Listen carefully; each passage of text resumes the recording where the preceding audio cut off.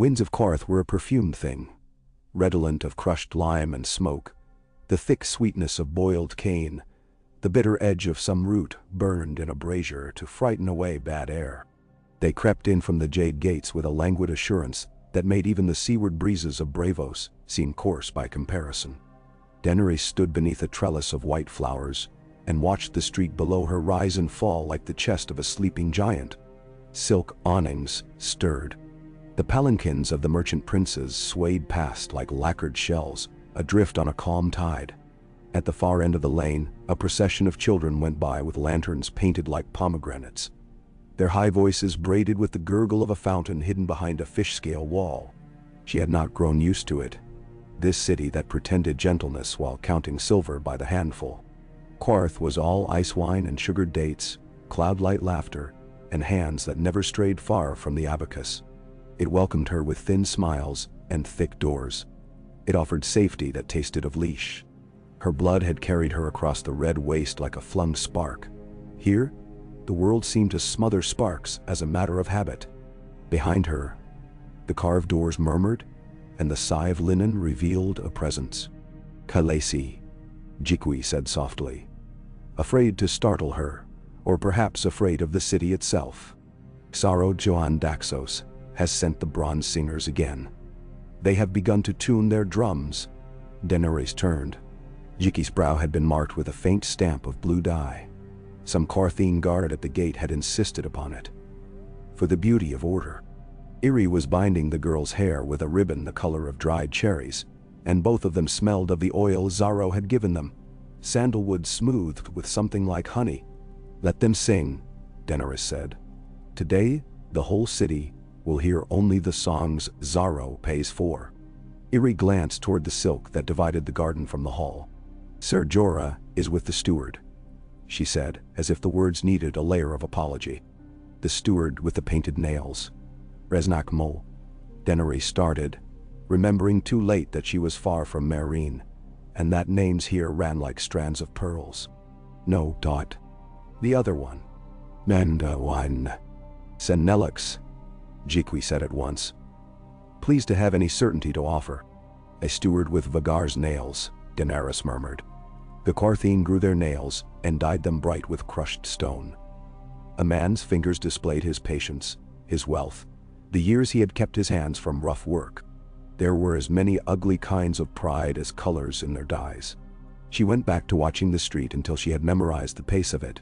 Somewhere beyond the tepid shimmer of the morning, down in the cool shafts of shade where the alleys narrowed and the smell of the canals grew sharp, men would be tending her dragons.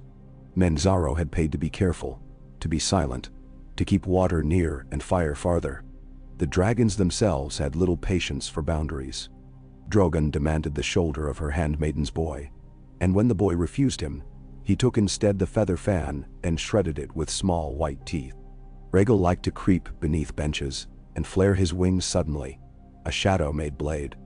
Viserion, pale and lovely as new cream, was quicker to be soothed by the sound of her voice. They pulsed at the back of her mind like a sore she could not stop touching.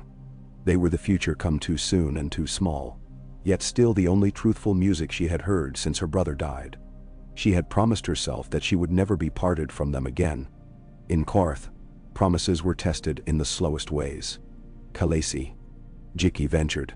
Daenerys lifted her chin. "Tell Ser Jorah to come to me when Senelix has finished counting his own importance," she said. "We will go to Xaro's garden as the sun reaches the third rung." "Khaleesi," Irri said. "Shall I bring the gown?" "Not the peacock," Daenerys said. "It looks too pleased with itself." Irri's laughter, quick and loyal, spilt like coins. "Then the pale silk," she said. "The sleeves that fall like water. It makes your hair shine." "My hair shines because it is mine," Daenerys said. But she softened the rebuke with her eyes. "Yes, the pale silk. And the dragon clasps." She let them dress her and do their small war upon unruly strands, and the desert's dry mischief. A scent of limes again, and of incense from the bluestone burner. The bronze singers began to beat their slow-tasting rhythm beyond the wall, and somewhere higher, A glass chime trembled at the touch of a faint breeze that had wandered far from the sea. Daenerys thought of the Dothraki tents, the red wastes, godless distances, a horizon that belonged to no one, and felt a strange tremor in her ribs. There were days when she could not believe that the world had been big enough to hold both that and this. Ser Jorah came as the curtain stirred with new light. He filled the space with a familiar heaviness. Even in clean linen he looked like a man accustomed to mail. The years had cut a patient furrow beside his mouth. He bowed, but not as deeply as the painted steward would have liked. "Nelox has counted," Jorah said without preamble. "And counted again, lest the numbers take offense. I think he approves of the wedding." "Of course he does," Daenerys said. "He approves of any ceremony that requires 3 ledgers and a 4th to keep track of the first 3. Jorah's mouth twitched, but his eyes did not. "Are you certain, Khaleesi?" he asked low. She had expected the question and had grown used to its shape. It came to her in the morning with the doves, and again at night, when the city lit its thousand lamps and turned the canals into rivers of fire. It came in the hard voice of the man who'd kept her alive with iron and poor food, and advice she did not always forgive. It came in her own mind too, wearing every face she had loved. "I am never certain," she said, "but I am decided." "Decided," Jorah echoed, and the word sounded like a blade put back in its sheath. "If I refused him," Daenerys went on, "what then? The 13 would make a feast of it. The pureborn would turn their heads away and pretend not to see me when I pass. The Tourmaline Brotherhood would hide their ships inside their pearl sleeves and laugh. I would have my dragons and my pride. He would have the city, and I would have to steal from him what he offers me today with both hands. Mentor. He offers with both hands because the third holds a chain," Jorah said. She did not deny it. "Then let me wear the chain until I am strong enough to break it." Jorah looked at her for a long time. It was not the look of a man in love. She told herself sternly, though she feared that was a lie. It was the look of a man counting costs and finding them too high to say aloud. "The warlocks will not approve," he said. "Last of all, Pyat Pri is a patient enemy. A city where the doors are never shut is a good place for a thief." "Dain. He wants my dragons," Daenerys said. "He cannot have them. He will not stop wanting. Then he must learn to live with disappointment." "I have. That is not a lesson men like him learn," Jorah said, but softer now, defeated for the moment. "Be with me," Daenerys said, reaching to touch his sleeve. "During the vows. I will know you are there." "Then," he swallowed. "Always, Khaleesi." She let her hand fall. Irri brought the dragon clasps, 3 small pieces of hammered gold with wings that caught the light, and set them upon Daenerys' shoulders, fastening the pale silk to the cord that crossed her breast. The clasps had no jewels. Xaro had sent gems enough to build a chain from here to the summer sea. Stones that waited in trays like 100 different skies. But Daenerys preferred the plain weight of the dragons. She preferred the language they spoke. The garden Xaro had chosen for the ceremony was one he rarely showed. A narrow court with high white walls, and a floor of old Andal tiles that had been carried here on ships longer than some lives.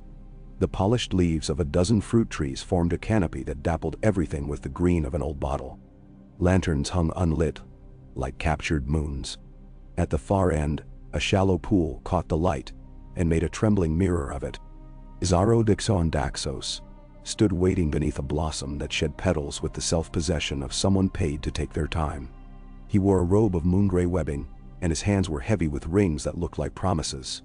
His smile had a curve practiced in a mirror, no smaller than a door. "Daenerys of the House Targaryen," he said as she entered. The music of her name poured out as if it were a dessert wine. "My delight. Xaro Xhoan Daxos," she said. And it was a courtesy to speak his name as fully as he liked it. She clasped her hands because her fingers wanted to search for Drogon's warm, restless weight. The witnesses drifted like perfumes. Members of the 13. hollow-eyed with envy and calculation. Hints of the pure-born, these last disdaining to come in full but sending a white-sleeved cousin with bangles that clattered. A promise of gossiping tongues. The ancient guild of spicers sent a quiet man who smelled of long, dark warehouses. The Tourmaline Brotherhood's representative wore an expression of comfortable offense. Pyat Pri had not been invited, and yet there were blue lips at the back of the crowd like a forgetting bruise. A trio of novices, perhaps. Their mouths painted the blue of scraped cornflowers. Dora was a fair brightness near the jasmine. Her eyes moved like fish in shallow sun. She had found a bodice that made the Carthene women's bare-breasted daring look like innocence. Iri and Jikwi watched from a narrow shade and held one another's hands, as if they were small again and again, intense that smelled of horse. The bronze singers began their measured chant, deep bowls of sound that tinged along the edges like beaten metal. Xaro took Daenerys' hands not unkindly. His palms were smooth, and she felt the faint twitch of someone who had learned to be unafraid of touch after years of counting. "My heart is a vault," Xaro intoned, "and you are the treasure that will be sealed within. Your vault is a merchant's." Daenerys answered in the form required of her, "And I will not be counted." A titter ran through the crowd, quick and quickly smooth. Xaro's eyes were not amused, but his mouth maintained its patience. "We will keep our vows in the old style," he said pleasantly, as if she had asked a favor. "Half of what is mine is yours, Daenerys Targaryen. My ships, my silks, my standing among the 13, the protection of my name in a city of names. In exchange, your dragons will live in Qarth, and a portion of their glory will be Qarth's also." "Ben? Half of what is mine," Daenerys said. "My dragons are mine. Their glory is not coin for a ledger." Xaro held her gaze and said nothing for a full breath. It was a calculated generosity. "You are fierce," he said finally. "I will hope to always find favor in your fierceness." They spoke their vows. They bound their hands with a ribbon of spun silver and lime-dyed thread. The fruit trees shed a little more of themselves, so that sweetness drifted down upon them as if the air had decided at last to be on someone's side. The witnesses clapped with the exact degree of enthusiasm required to make a new fact comfortable. Cups were raised. The bronze singers unbent and found, to their surprise, a lighter melody they had forgotten. Daenerys stood with Xaro and let the city see them together. Ships unfurled behind her eyes. She could not stop imagining the sight of a deck below her, the slow tilt of a mast-bearing world, white sail like the breast of a gull. Westeros gleamed far and fevered in the distance. She could almost smell the pine of Dragonstone, as if it had ever been hers. "Come," Xaro murmured for her ear alone. "You must view the vault." He had dressed the words in a coyness, as one dresses a dish in parsley. Daenerys' mouth went dry. She had never once believed his stories of impossibility. Everything that man loved, he wanted locked. But it was a good theater, and he was proud of it. And pride preserved many husbands. "No," she said. She did not look at Jorah. She would not. "Now," Xaro said. The word rounded with satisfaction. He led her away beneath the drift of petals and the low laughter of people measuring their distances. Along a corridor where the walls had been painted with ships so old they had no oars. Through an antechamber guarded by statues of men who wore their nails like claws. 2 eunuchs went before them with lamps that smelled of pine resin. The vault door he had spoken of since the first wine he'd pressed upon her stood serene and black as an untroubled night. It had no keyhole. It had no handle. It had no seam that an honest seam would admit to being. The eunuchs set their lamps in niches, and light slid across the blackness without finding purchase. "A marvel," Xaro said, savoring the word. "Forged from a metal that does not know fear. The door has no hinge and no memory. It opens only for the right words." "Words?" Daenerys asked. "It opens for words?" "Everything opens for the right words," Xaro said, pleased at his own philosophy. He bent his head close to the door and spoke.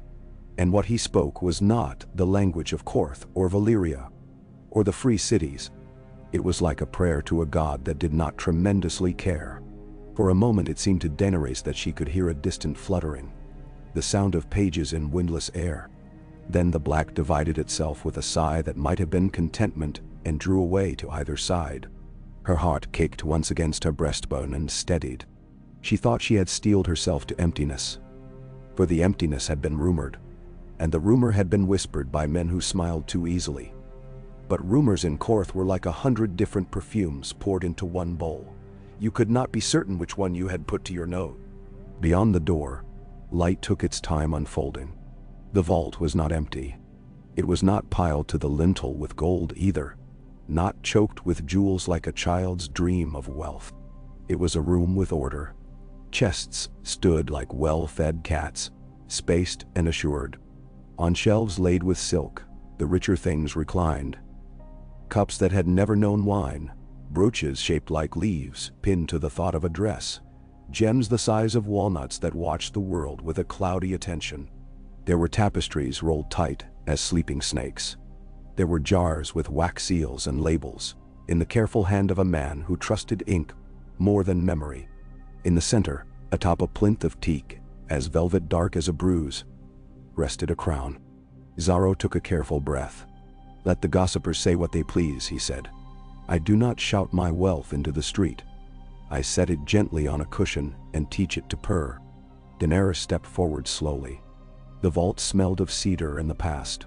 She had seen Illyrio Mopatis's treasures once, in the man's house in Pentos, obscene things gathered to prove a point about appetite rather than taste. This room was different. Wealth had been taught manners here. "That crown," she said. "Whose was it?" "A king in Korth," Xaro said. "Very long ago, before we all agreed that kings are bad for business. The topaz is from the Summer Isles. The glass was made from sand, dredged from the very bottom of the Jade Sea. The man was probably dreadful. The damned sea. Why keep it?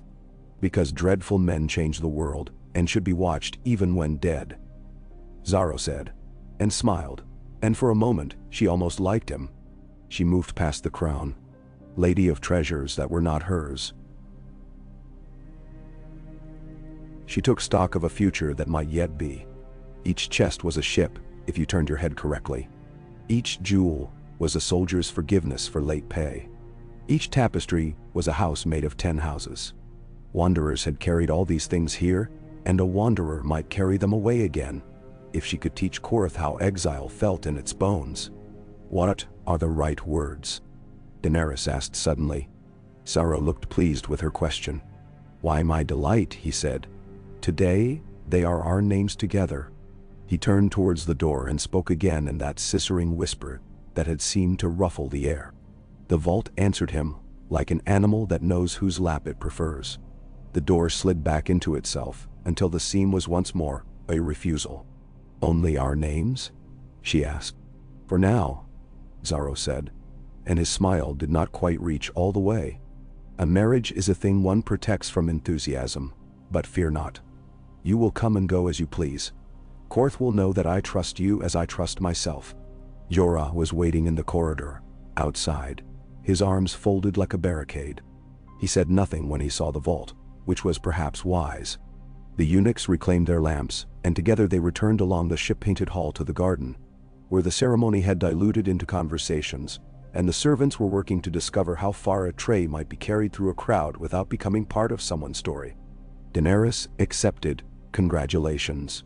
She let herself be told that her hair was a river, and her eyes 2 coins from a far-off place. She drank wine that tasted like white apples set upon ice. The Korthine women glittered, their pale, deliberate nakedness tempering even Xaro's imported silks to a kind of restraint. She stood beside her husband and measured the faces of men who had suffered an unexpected combination of satisfaction and disappointment. When Pyet Pri came, he came like a draft through a closed window. The blue of his lips was stark in this garden of greens and whites. He bowed a fraction, a sand-grain bow, and the air beside him seemed to grow a degree colder. "Queen Daenerys," he said, making of the title something both flattering and unkind. "Do accept our blessings on this union. Korth has always had room for marvels. Its vaults are deep." "Warlock," Xaro said languidly, as if he were remarking upon the arrival of a moth. "Do not trouble the bride. There are guests to amuse." Amusement is a poor diet, Pyat Pri said. He regarded Daenerys with the unwavering attention of a man staring into a brazier and waiting for the coals to spell his name. There are things here that hunger. Not half so much as the purses of your order, Xaro said, smiling. You have been paid, I think, 100 times over for making blue lips fashionable among fools. We hunger, Pyat Pri said, ignoring him. For what was taken and what was lost. For language that can no longer be spoken in the light. For the breath of dragons. We hunger because the world is winter without us. Daenerys knew better than to tremble. She made her voice very soft. Then eat your own shadows, she said. There are many. A ripple moved through the witnesses closest to them. Some looked amused, others alarmed, and more than a few were as expressionless as carved fruit. Pyat Pri's face did not alter, save that a thinness crept in at the very edges, as if his flesh were remembering how little it needed. Come to the house of the undying, he said. Accept our hospitality, you and your hatchlings. There are visions there that will teach you to navigate any sea. She has ships enough, Xaro said, so blandly that the blandness itself was a weapon. Pyat Pri inclined his head. Ships do not know which way to sail until someone speaks to them, he said. Remember that the wind is full of lies. He stepped back without bowing again, and was suddenly like any other thin man in a blue robe. A novice behind him licked his blue lips and missed, the tongue passing over paint and catching only skin. The garden breathed. The bronze singers struck up something thawed by drink. Xaro turned to Daenerys with his pleasantest smile. Pay the warlocks no mind, he said. They resent what they cannot buy. In that, they are merely human. They can steal, Jorah said. Everyone steals, Xaro said. Some steal with words, others learn better tools. I advise doers and men who sleep light. Daenerys let the argument pass and concentrated instead on the way the light fell now that the sun had shifted a little. The white walls held the afternoon as a cup holds the last of the wine. Somewhere beyond them the city continued, with its markets and its walls and its pools, with its skinny cats and its red men, who worship the afternoon, with its gamblers and its merchants, and its little tragedies. If Korth was a bowl, she was now a carved thing at its rim. If she tipped, everything would change. The first night she spent in Xaro's house as his wife was not unpleasant. He was careful with her. He had learned care the way a man learns to play an instrument. He did not begrudge her when she dismissed him early. He did not resent it when she asked a page to fetch Ser Jorah, and then changed her mind. Sleep did not come easily in the room with the silk canopy and the white-chimed lanterns. The dragons were a vibrating exile in the stable court. She could feel them more keenly when her eyes were shut. Sometime after the bronze singers had gone home and the street had settled into the wet murmur of the canals, Daenerys rose and went barefoot to the balcony. Korth at night was a sea of orchids preserved in glass. She watched a boat slide below the window, the lantern swinging softly at its prow. The man's oar no more than a thought upon the water. From a distant roof, a woman's laugh drifted down. It was not the laugh of a lover or a whore, but of someone who had remembered a joke from her childhood and found that it still fit. The sound pierced Daenerys in a place she could not name. Khaleesi, a voice said behind her, and she turned to find Quaithe there, or the space that Quaithe chose to fill when she came. The woman wore her lacquered mask and a robe that reflected no color at all. She moved like a shadow that had chosen a form only grudgingly. Did you slip past the door with right words? Daenerys asked, more weary than surprised. There are always right words, Quaithe said. The difficulty is remembering which mouth they used to have. Daenerys leaned her elbows against the rail. You've come to say that I should not have done what I have done, she said. You are late. I am never late, Quaithe said. I arrive when the mistake is big enough to hear me. Daenerys stared out at the city. If I had refused him, I would have starved with dignity. I've had my share of starvation. There are other ways, Quaithe murmured.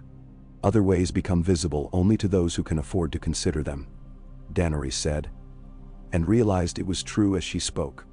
Quaithe came to her side and stood, small and stern, the mask almost level with Daenerys' shoulder. You have bound yourself to a house with 1,000 mirrors, she said. And there are rooms here that will try to keep your reflection when you leave. The warlocks will not ask permission. The men of spices will set their tally sticks against your name and call it love. The brown-skinned sailors of the Summer Isles will ask you to dance for their gods and swear that to refuse is death. The way forward is through a door that will not open when you speak to it.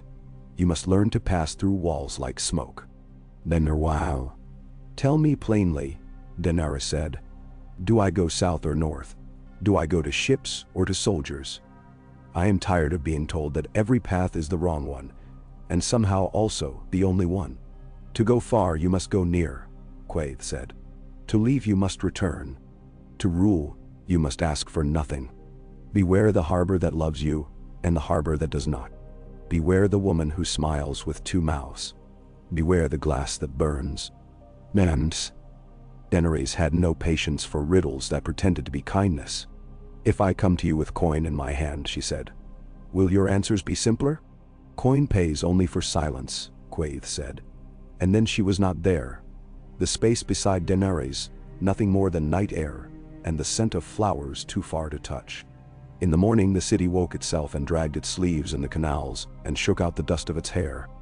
Xaro went about his rounds like a man who had set a jewel upon his lapel and wanted to know if it caught the light in every room. He sent to Daenerys petitions and papers for her to glance at and smile over. Small things for now. A dispute between 2 weavers. A question about the thickness of imported glass. But they were tests of a kind, and she did not throw them back. She answered slowly. She learned the price of an insult in Qarth.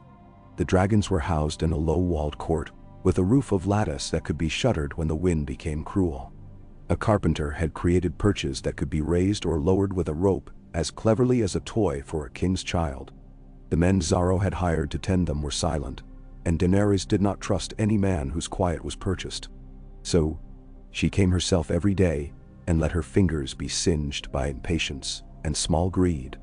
She fed them scraps from the kitchens and live things from a lidded basket that Eerie carried without flinching. They were larger now than when the red waste began to yield them a proper hunger.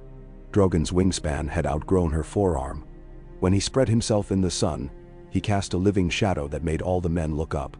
She did not speak much when she was with them. Words took on a ceremonial flavor that felt false here. She had never prayed for anything as often as she had prayed that they would live. To speak to them as if they understood seemed either sacrilege or folly. Yet when Drogon would stretch his neck along her palm and make that low, rough-throated sound people called a purr, only because they had never heard it and had no other word.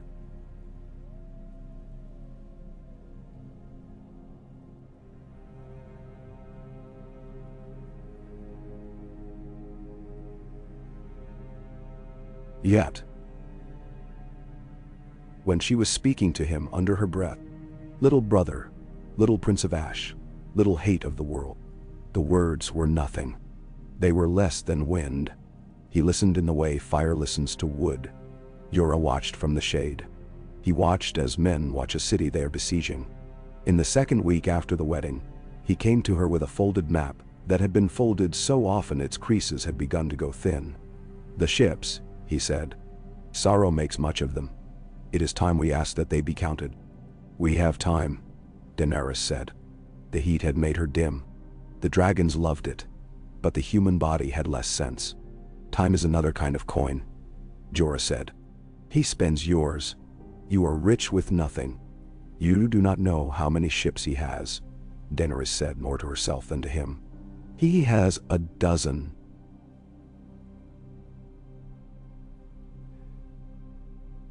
She decided, and had the odd sense of having remembered, rather than guessed. Jorah shook his head. He has 5 that he can order into the water without any other man's consent. He can borrow more. He can promise more than that. But promises make poor sales.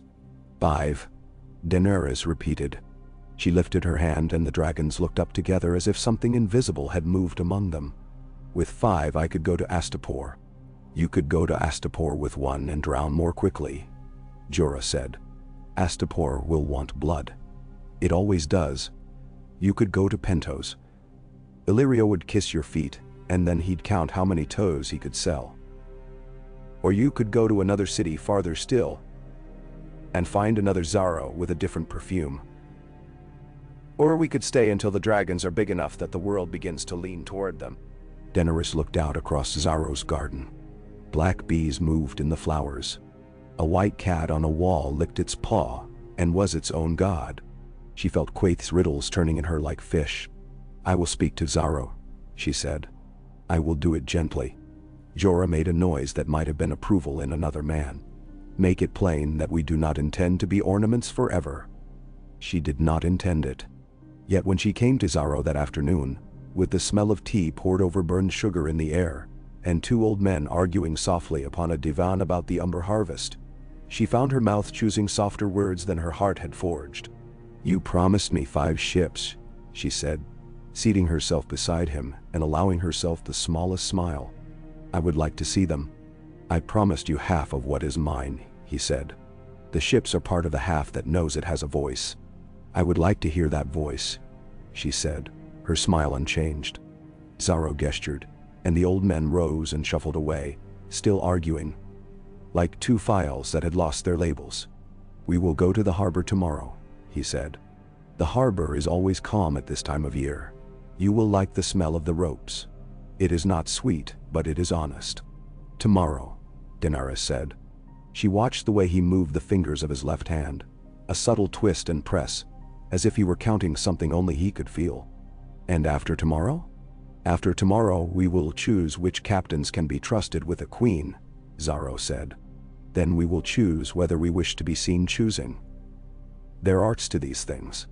Pyat Pri approaches my dragons," Daenerys said abruptly. "He stands beyond the wall and watches as if he were measuring their heat. Your guards do not move him." One of the novices tried to give Irri a ribbon soaked in something that made her laugh until she cried. Xaro's nostrils flared. "I will have his lips torn off if he so much as approaches you." "You will have his novice's lips torn off," Daenerys said. "His own lips he would paint again. I do not want a war with the warlocks." "No one has a war with the warlocks," Xaro said. "One simply allows them to believe they are at war. And one's enemies grow old waiting for spells that cannot find their own names." He reached and took her hand, and for a moment he was not performing. "Do not be afraid," he said. And he seemed to mean it. "Your dragons make you the sharpest knife this city has ever seen. If it cuts, it will not because you slipped." "Then no." She did not pull her hand away. "Do knives rust in Qarth?" "Everything does," Xaro said cheerfully, but very slowly and with excellent etiquette. That night the blue lips returned in truth, not to the court of the dragons where there were men and lamp smoke and the comfort of the ordinary, but to the white corridor beyond Daenerys' chamber. A servant spilled a bowl of pomegranates there at once, as if the fruit had attempted to flee. Irri, coming out with empty jug in hand, almost stepped on a novice who had been crouched in the shadows. His robe spread like spilled milk around him. He hissed, the sound of a mouth that had practiced hiss more than speech, and bolted down the corridor and away. Jorah caught him at the top of the stair and pressed the warlock's face with a single hand to the latticed screen, not in anger but in demonstration. The blue lip left a print that looked like a stain a god had made to remind the house who lived there. They brought the novice to Daenerys in the small chamber where the lamps threw their light against the lacquered boxes on the shelves and convinced them to shine. He was slight, with eyes that had learned to widen to please. The blue paint had flaked where Jorah's fingers had pressed too hard against the mouth. "Girl," he said, looking at Daenerys' hair. "Girl with the fire snake hair." Daenerys sat in the chair, Xaro called the white seat, and felt nothing at all like a queen. "What did you come to steal?" she asked. "Sight," he said instantly, and smiled a little, as if to show her how easy it was to give someone something when they had not asked for it. Irri made a sound in her throat. Jorah's hand tightened on the novice's shoulder. "What sight?" Daenerys asked. "Yours? Mine? The house's? Do you mean to blind us all and laugh while we root in the corners?" "The sight that shows which door has no door," the novice said, still smiling. And the smile was wrong now, like a paper flower a child had made too carefully. "You will leave," Daenerys said, and her voice was a calm cloth laid over boiling water. You will go to Pypri and tell him that the House of the Undying can keep its secrets until it chokes on them. If he approaches my dragons again, I will feed him to them one finger at a time and teach my children the taste of liars." The novice's smile faltered. "We are not liars," he whispered. "We do not know enough to lie. We say what will be true later." Bah! Jorah hauled him upright and marched him to the stair. The boy went without struggle, his blue mouth working as if the paint had dried into something he could no longer open. When the door swallowed them, the room stood still for a long breath, and then moved again, as houses do when they have digested a bit of fear. Daenerys lay awake a long time. When sleep came, it brought a dream of water that had forgotten how to reflect. She walked on its surface, and now it was glass, and now it was flame. The dragons flew above her, and their shadows moved upon the water like ships without crews. She heard a woman singing in a language shaped like snow. Somewhere, a door opened and closed, and she could not turn to find it because to turn would break the surface and make her plunge as if she had never walked at all. At dawn, Xaro woke her with a touch to her shoulder that was more familiar than it perhaps had the right to be. "Up," he said. "We sail without sailing." They went to the harbor as promised, with a train of eunuchs and servants and a pair of bronze singers to ensure that the day had a proper pace. The jade gates opened toward them like a mouth that expected only sweet things. The harbor water was the color of old coins. Ships nosed together like horses in a stable, rubbing their flanks against bumpers of braided reed. Men swore and laughed and loved money in 100 little ways. Daenerys could not keep her eyes from the masts. Xaro showed her 5, and Jorah was right. They were good ships, and they would float at a word spoken in the right ear. The captains stood with their hats in their hands and told her each in his way where he had been, and what he had done there, and what he still knew how to do. One had sailed to Asshai and back before his hair had learned to be gray. One had watched a kraken in a storm as a man watches an execution. One had never thought of the sea as anything but work, and looked at Daenerys as if she were yet another job. She liked him. 5, Xaro said. "More when I have made certain that those who dissent are given a little time to become agreeable." "And how much time do they require to become agreeable?" Daenerys asked. "Smelling tar and salt, and the boiled sea. As much as any man requires to decide whether he prefers to live well or not at all," Xaro said, and smiled in the manner of a man who has found both compassionate and thin. They went aboard the largest of the 5. The deck was scrubbed to a bone-quiet cleanliness. Daenerys ran her palm along the rail and felt the grain of the wood like the growth rings of a tree become a road. She looked up into the rigging and thought of the sky as if it were something that could be folded and packed. The captain showed her the hold with its bales and barrels. Xaro let her look and did not interrupt. It was a kindness and an advertisement, both. "Soon," Xaro said in her ear as they stood at the prow, and let the harbor's breath touch their faces. "We could go to Pentos, to your old friend. We could make all the speeches men love to make to one another. We could collect gifts on 10 piers and call it an army. Or we could go to Astapor and buy neat soldiers who know how to die. Or we could sail far. So far, that your enemies call you a rumor. You must tell me where to go and when. I have built the bowl. You must say what it will hold." "Daenerys." "None of those things yet," Daenerys said.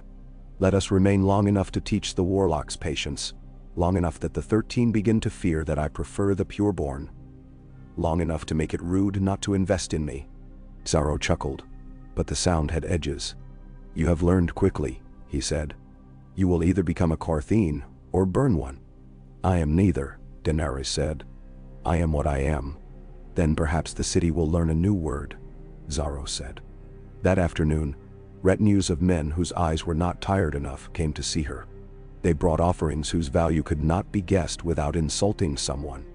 The man of the ancient guild of spicers who had smelled like warehouses brought a box of dried blossoms sealed with beeswax. When opened, the room filled with a smell that had never agreed to come so far from the field where it was born. The Tourmaline Brotherhood sent a navigator with a scar across his lip, and a chart that showed the currents of waters Daenerys could not yet imagine. The cousin of the pureborn with the white sleeves presented a silk with a weave so dense it behaved like a thought, rather than a thing. "Karth listens when jewelry talks," Jorah said dryly after they had gone. "Then let us speak to it in that language," Daenerys said. "And in the other language too. The one men use when the doors are closed." The doors closed, and words were spoken. The days found a shape. Each morning Daenerys went to the dragons. Each afternoon she sat in rooms that smelled of powdered stone and considered things that would have bored her once. Tariffs, guild disputes, the secret pride of men who had never raised their voices. She learned how to make a refusal feel like a favor. She learned which courtesies were strings and which were ropes. Xaro taught her almost without meaning to. He was too pleased with his own cleverness not to show it. "Beware the harbor that loves you," Quaithe had said, and one night Daenerys understood a piece of it. A messenger came with a tray of candied plums so perfect they might have been designed by a god who had studied men's mouths. When Irri lifted one, its initial sweetness turned bitter, and her lips blanched white as old bone. They took her to the fountain and poured water over the horror. Jorah found the messenger dead in the lane, his own teeth black with the sugar he had been told to love. "A gift from a house with 2 staircases," Xaro said. And the words meant nothing to Daenerys until she realized they could mean any house with 2 faces. "Someone smiles with 2 mouths," she said. "There are many," Xaro said. "Be precise." Daenerys was precise. She sent back trays of fruits and trays of words. She sent back the body of the messenger washed and combed, and wrapped in a cloth that made even poverty look expensive. She sent to the ancient guild of spicers, and asked whether they preferred cinnamon or blood on their fingers. She sent to the pureborn's cousin, and asked if the white sleeves were meant for mourning. It became known that she could be courteous without forgiveness. The warlocks retreated a little. Pyat Pri himself did not return, but a paper in a child's hand appeared beneath the door one dawn. A drawing of 3 dragons sleeping beside a tree with blue leaves. A city in the background, the color of a bruise. Irri burned it, and their shadows danced upon the wall too eagerly for comfort. "Khaleesi," Jiqui said, "we could leave this city and never return." "We could," Daenerys said. "But if we leave as the wind leaves, we will be chased by the smell of this place, and I will never be able to smell sweet wine again without tasting ash." "And if we stay?" Irri asked. "Then we teach the city our taste," Daenerys said. "And then we go." A month became more than a month. The dragons grew, and with them grew the space they required. The carpenters came again and built a higher lattice. The smell of fresh wood greened the court. Drogon beat his wings once and sent straw into the air like a sudden rain reversed. Viserion learned to pounce from a height and scolded any hand that tried to correct him. Rhaegal took to curling around the base of a pillar and staring at sunlight as if he had discovered the secret of it. One afternoon, alone, Daenerys coaxed Drogon to the highest perch and stood on the platform, where a man could raise or lower the dragon with the rope. She lifted him, her palms burning where the rope bit, and for a breath he hung above her, black upon bright, a banner of the world she wanted. When she let him down, he pressed his snout against her cheek and breathed, and the air was full of burning, but not unkind. "You are not mine," she whispered, "but you are with me," and the words had the right weight. The sea had begun to call to her in the mornings, not clearly, not with any compass, but the way a distant song calls to a sleeper when someone in the house hums it under their breath in the kitchen. She woke to the sound of it and felt her hands empty, as if something should have been in them. She thought of the deck beneath her feet, and the rope burn she had not yet earned, and the iron taste of a wind that belongs only to itself. "Soon," she told Xaro. "Bring the captains again. Have the chart brought. I want to see the seam where one sea becomes another." "Soon," he said cautiously. "It is good to make others believe in your slowness. Then the quickness is your own." "And how?" "We will leave the day Karth expects us least," Daenerys said. "But we will leave with what we came for, and more." "What is it that we came for?" Xaro asked, as if it were a game. "My dragons," she said first. "And then the scent of the sea," that knows my name. And then the ship that will carry that scent to where it should have been all along. Madame so. And then a throne crowded with dead men's promises. Xaro said. And then a city of narrow streets where snow falls, and no one believes it will ever stop. And you will be cold.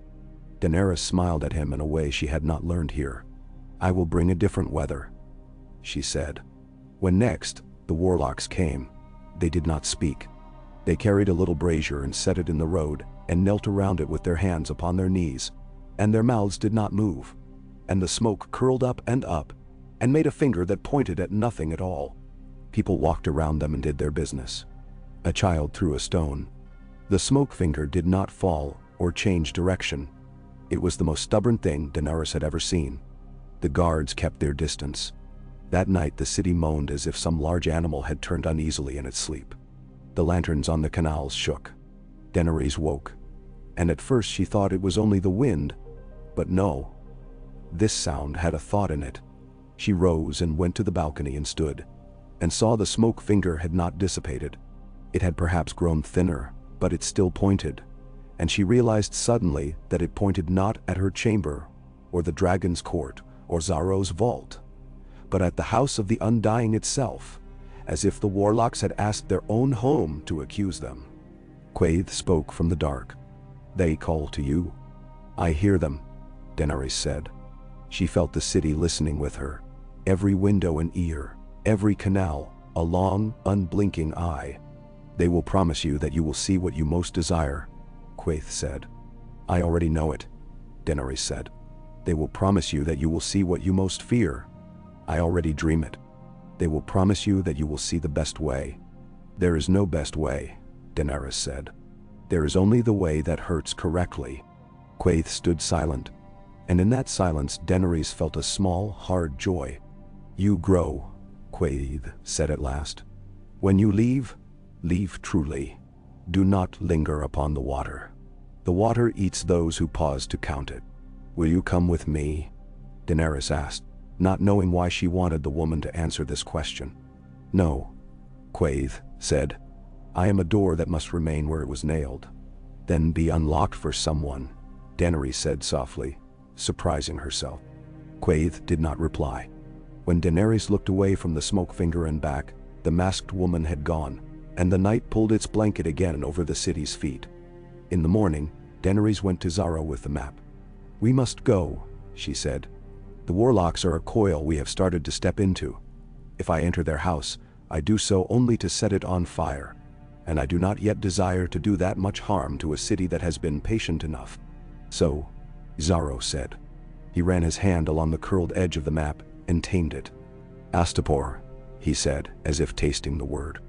Not Pentos. Not Pentos, Daenerys said. In Pentos, men will kiss the dust I shake from my sandals, and then sell the sandals. In Astapor, men will sell me soldiers, and think themselves clever. Unsullied, Jorah said, who had been quiet long enough to become a piece of furniture. He pushed himself back into speech with difficulty. Niet killers and neat rows. Not for me to love, Daenerys said, but perhaps for me to use until I need not use anyone like that ever again. You would bring such men to Westeros? Xaro asked, and he was not mocking. Only curious in the way a merchant is curious about an unusual bird. I would bring them to the first step, Daenerys said. After that, the steps will belong to those who can walk. Xaro traced a distance upon the map with his finger, a line that curved like a story told by someone who had not yet remembered the end. You will need to pay in coin you do not yet have, he said. Or in something more interesting than coin. Promises, she said. Promises are made of air, Xaro said. But there was a respect in it. Air is what fills a sail, Daenerys said. And Xaro laughed aloud then, and kissed her fingers, quick and dry. Then let us fill 5 sails, he said. Let us see whether Korth cries when you leave. It will not, Daenerys said. It will gossip. It will tell anyone who listens that it never liked me, and then, when it hears my name again on a wind that does not speak Qartheen, it will wonder how it made me. Then they began. The ships were stocked with the care of men who had learned that small things kill as often as swords. Water was brought in bound casks, sewn in tar. Salt meat was tested, and the man who had salted it was reminded with a gentle hand that failure at sea is punished most by the gods who dream the weather. Sacks of rice were stitched shut as if they were secrets. The bronze singers paced their drums for practice, and then drank until they forgot the practice.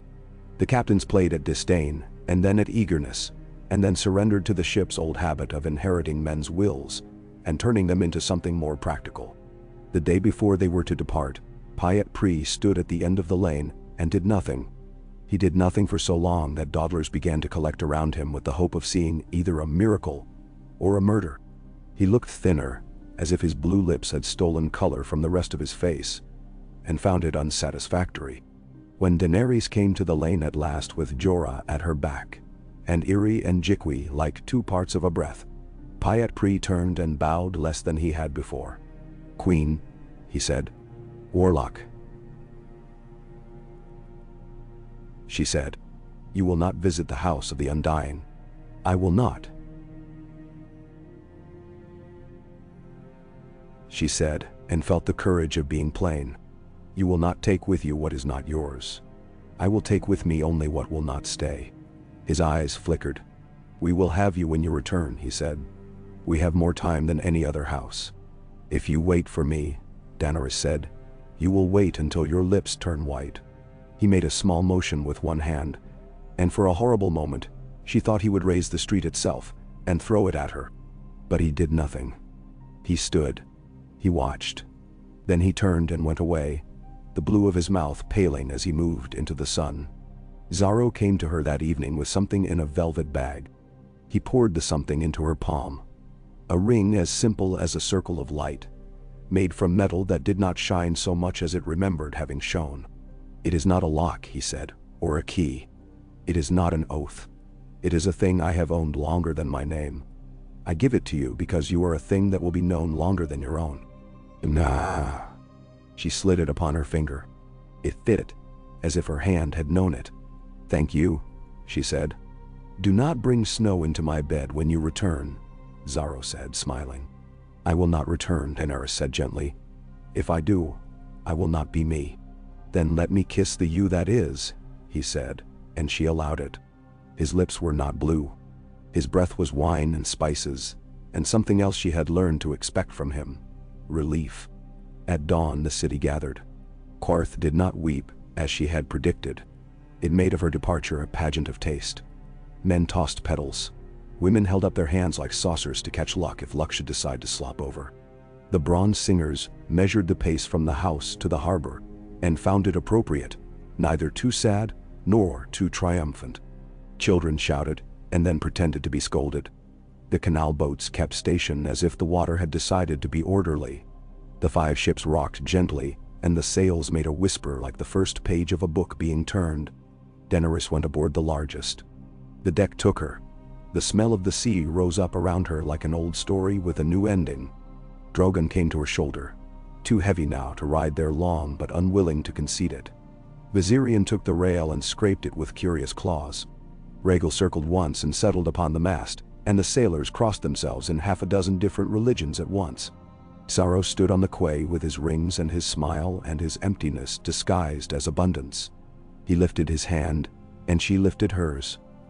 And for a moment, the city seemed to hold its breath. "Khaleesi," Jorah said quietly. "Your word." "South," she said, and the word did not tremble.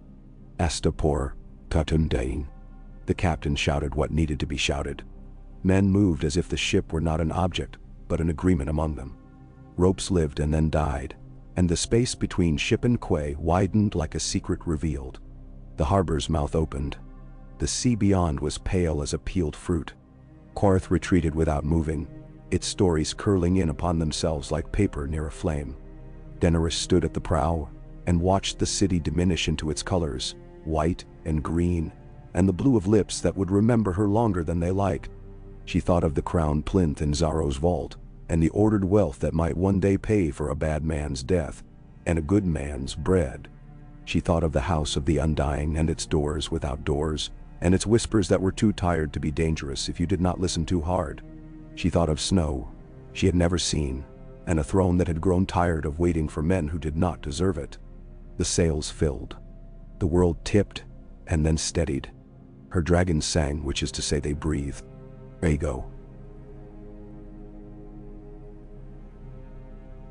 She said aloud for the first time in weeks. The name an unhealed cut she pressed her tongue against because pain kept faith. Then she let the sea take the word and make of it a foam that nobody noticed. There would be time for mourning. There would be time for revenge. There would be time for rule, if rule would have her. For now there was a line on a map, and wind that took ink and made a road of it, and 5 ships that were hers enough to matter. Behind her, Karth lifted a hand one last time, then returned to its counting. Before her, the water waited to be written upon by a girl with hair like burnt silver and 3 small fires that believed the world would feed them. The day opened like a door that someone had remembered the right words for. The horizon lay where it always lies, no nearer and no farther, and yet it felt closer to the hand. She closed her fingers upon the rail until the wood impressed itself into her skin, and when she let go, the marks were like the beginnings of a language she had always known, and only now was ready to speak. Ah, ha.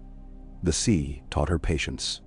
It was not the patience of tents or palaces, not the long waiting that a city does as it counts its wealth in shadows, but a breathing patience, a chest that swelled and settled with an old animal's ease. The 5 ships moved with that breath. Their sails gathered pale wind and spilled it again. The rigging murmured like bees half asleep. Men's voices grew rough with salt, and then softened until everything they said sounded like the end of a prayer. Daenerys learned the deck as a child learns a new room in a house too big for her. The board's seams printed their lines upon her bare feet when she walked at dawn. She learned where the shadows pooled at noon, and which corner kept the smell of tar longest. The sea made a sound under the bow that was not like any river. It chewed thoughtfully. When the wind came slantwise from the east, it carried a taste of iron, as if somewhere a blacksmith had left his work cooling upon a shore.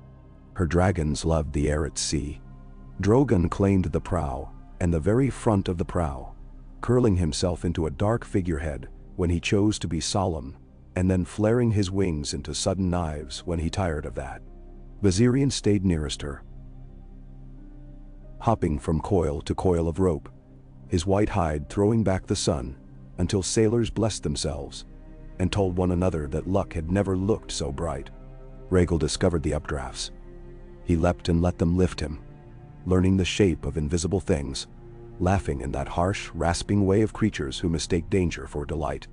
Irri and Jikwi were poor sailors and braver than men who had been born to it. Irri would stand at the rail and scold the sea for its tricks, as if it were a horse that needed reminding of manners. Jikwi learned to draw the dragons on scraped planks with a bit of coal, their tiny ribs made of sure, quick strokes. The sailors came when they pretended not to, and watched the drawings appear. And when Jikwi blew the dust away, and the lines were clean, they would spit over the side and say to one another that they were well protected. Ser Jorah bore the voyage as he did most things, like a man who expected to be disappointed by comfort and puzzled by joy.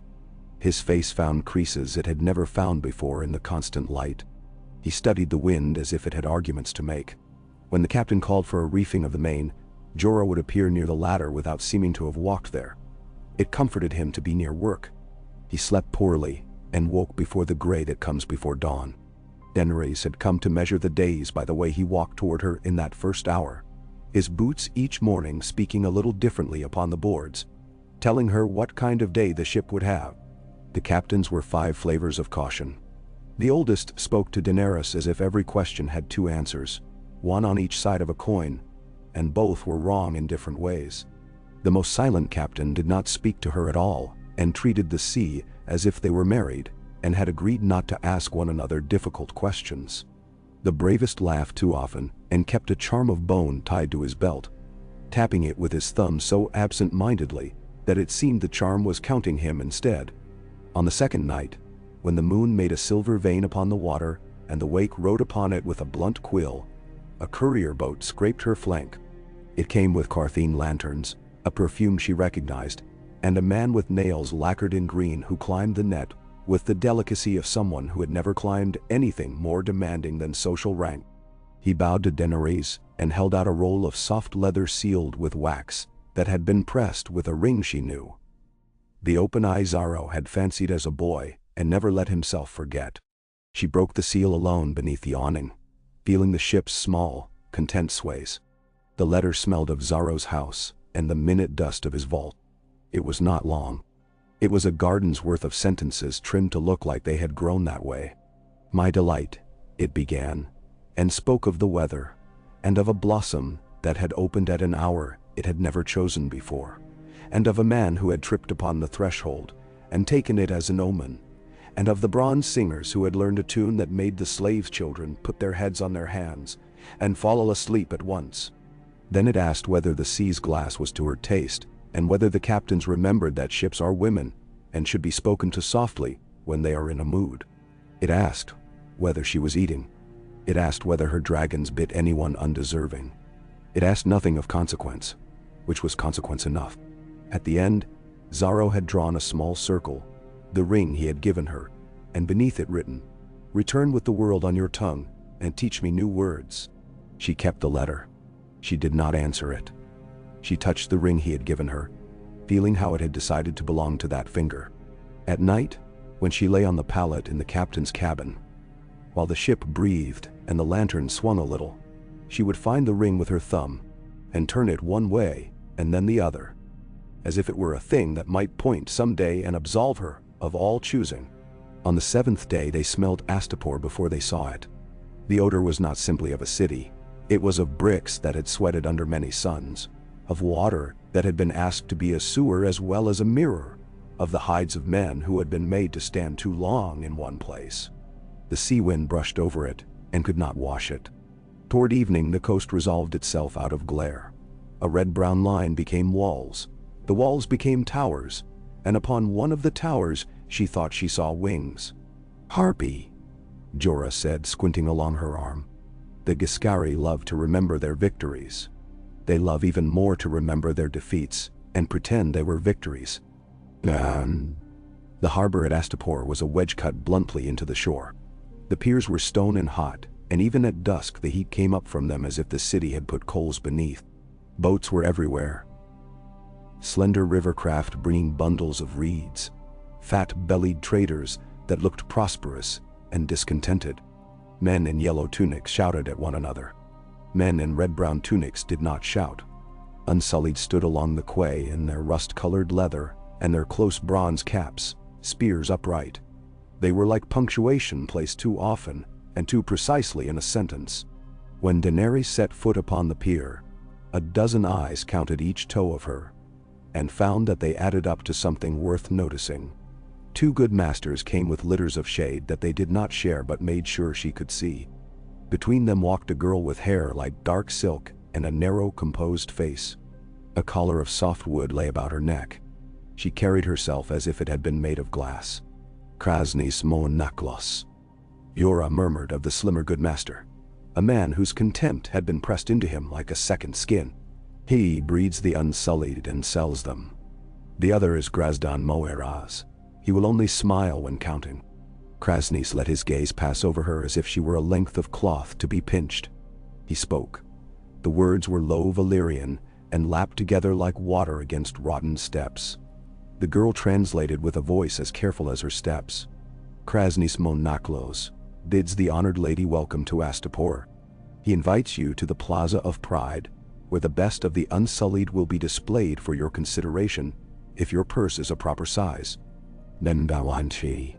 "Thank him," Daenerys said, and her own Valyrian wanted just then to free itself from behind her teeth and show itself, but she checked it.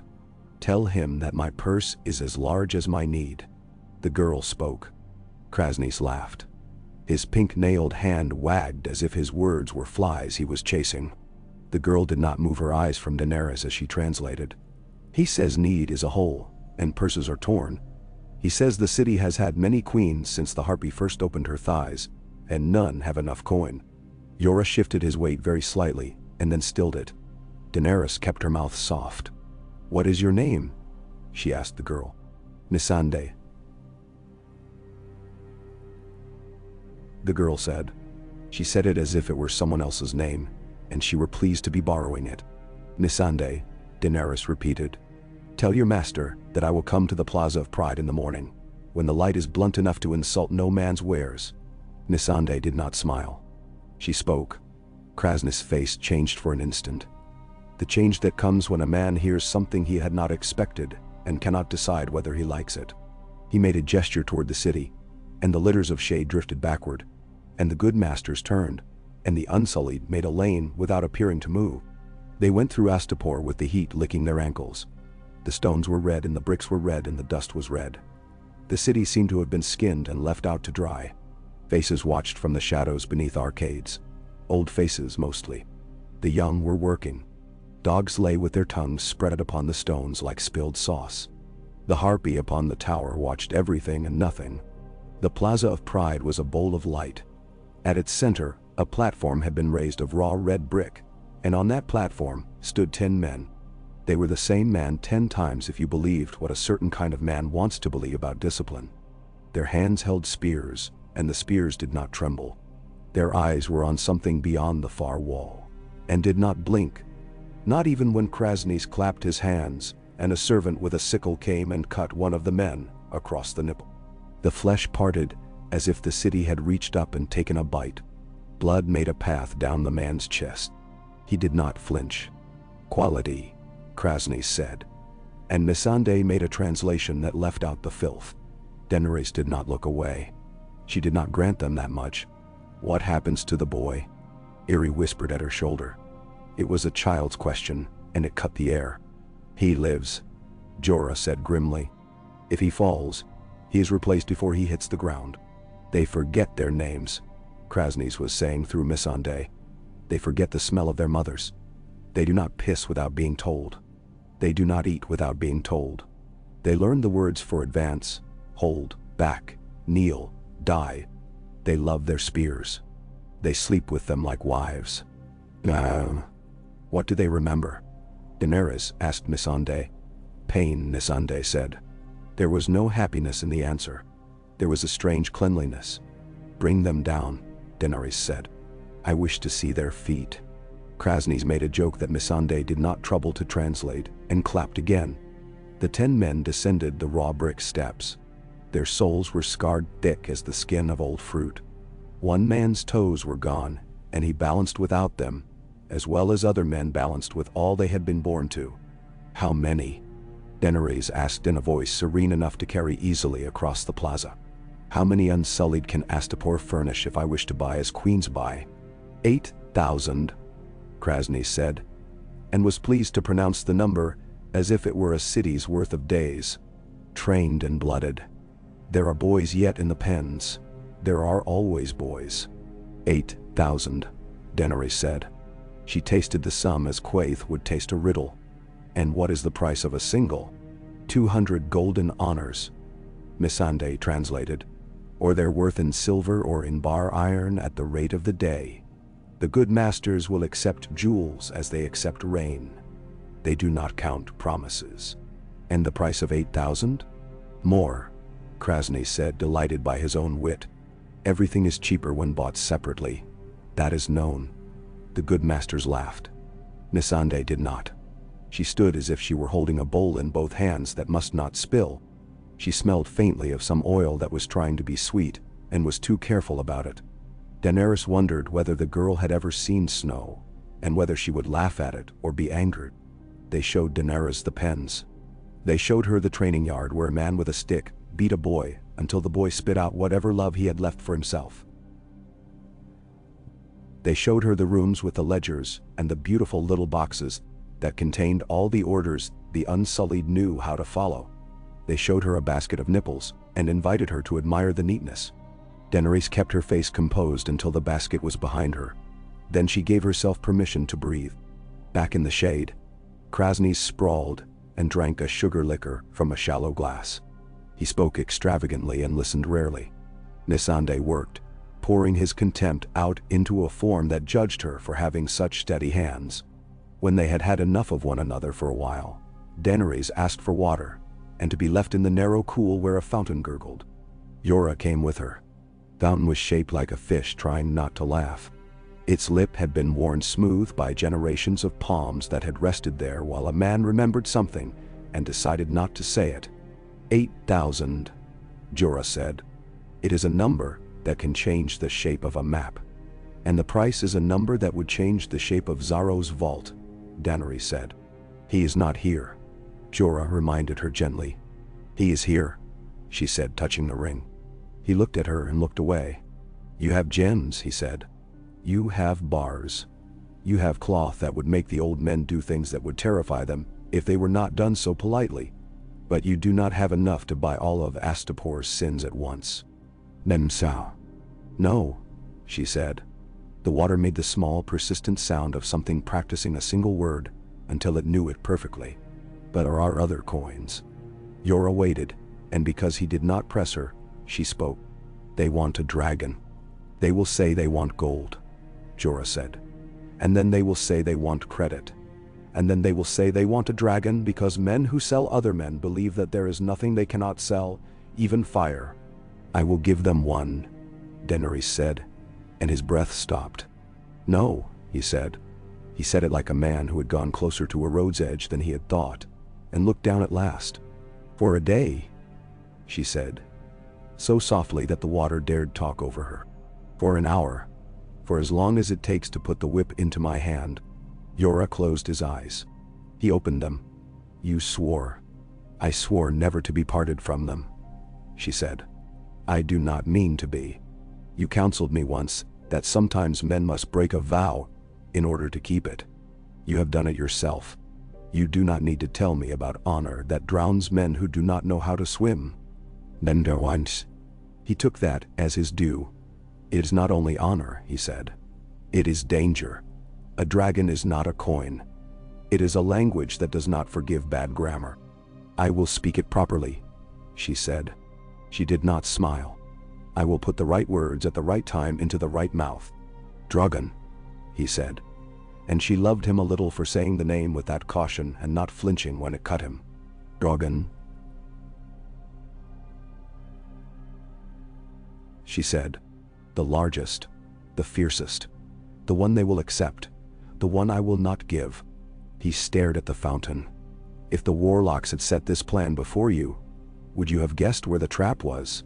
Yes, she said. In the part where I would be afraid to do it. They slept in a counting house offered by a merchant who wanted her to notice his carpets. The night was not cool. Wind came to the shutters and found them closed and moved on to try another house. Irri and Jikwi lay close together like two carefully laid knives. Drogon curled in the corner where the plaster had cracked and the lath showed. He liked to put his claw into the crack and make the ceiling dust sigh. Viserion draped himself over the foot of her pallet. Rhaegal woke and slept, and woke again like a child who is not convinced that night can be trusted. In the morning she went to Krasny's with a string of pearls at her throat, and her hair braided with simple gold thread. She had Missandei walk beside her, and not behind. Jorah walked behind. He would have preferred beside, but it had been decided between them that a certain appearance mattered now. Krasny's first smile was the smile of a man who believes he can see how the day will go.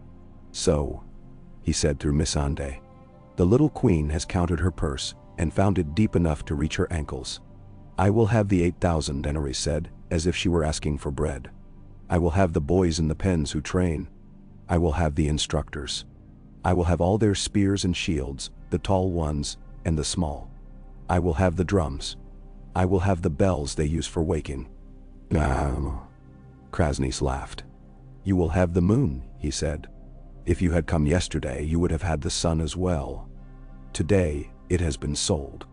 I will pay, said Daenerys, with gold from Korth and with bar iron from the summer sea and with a dragon.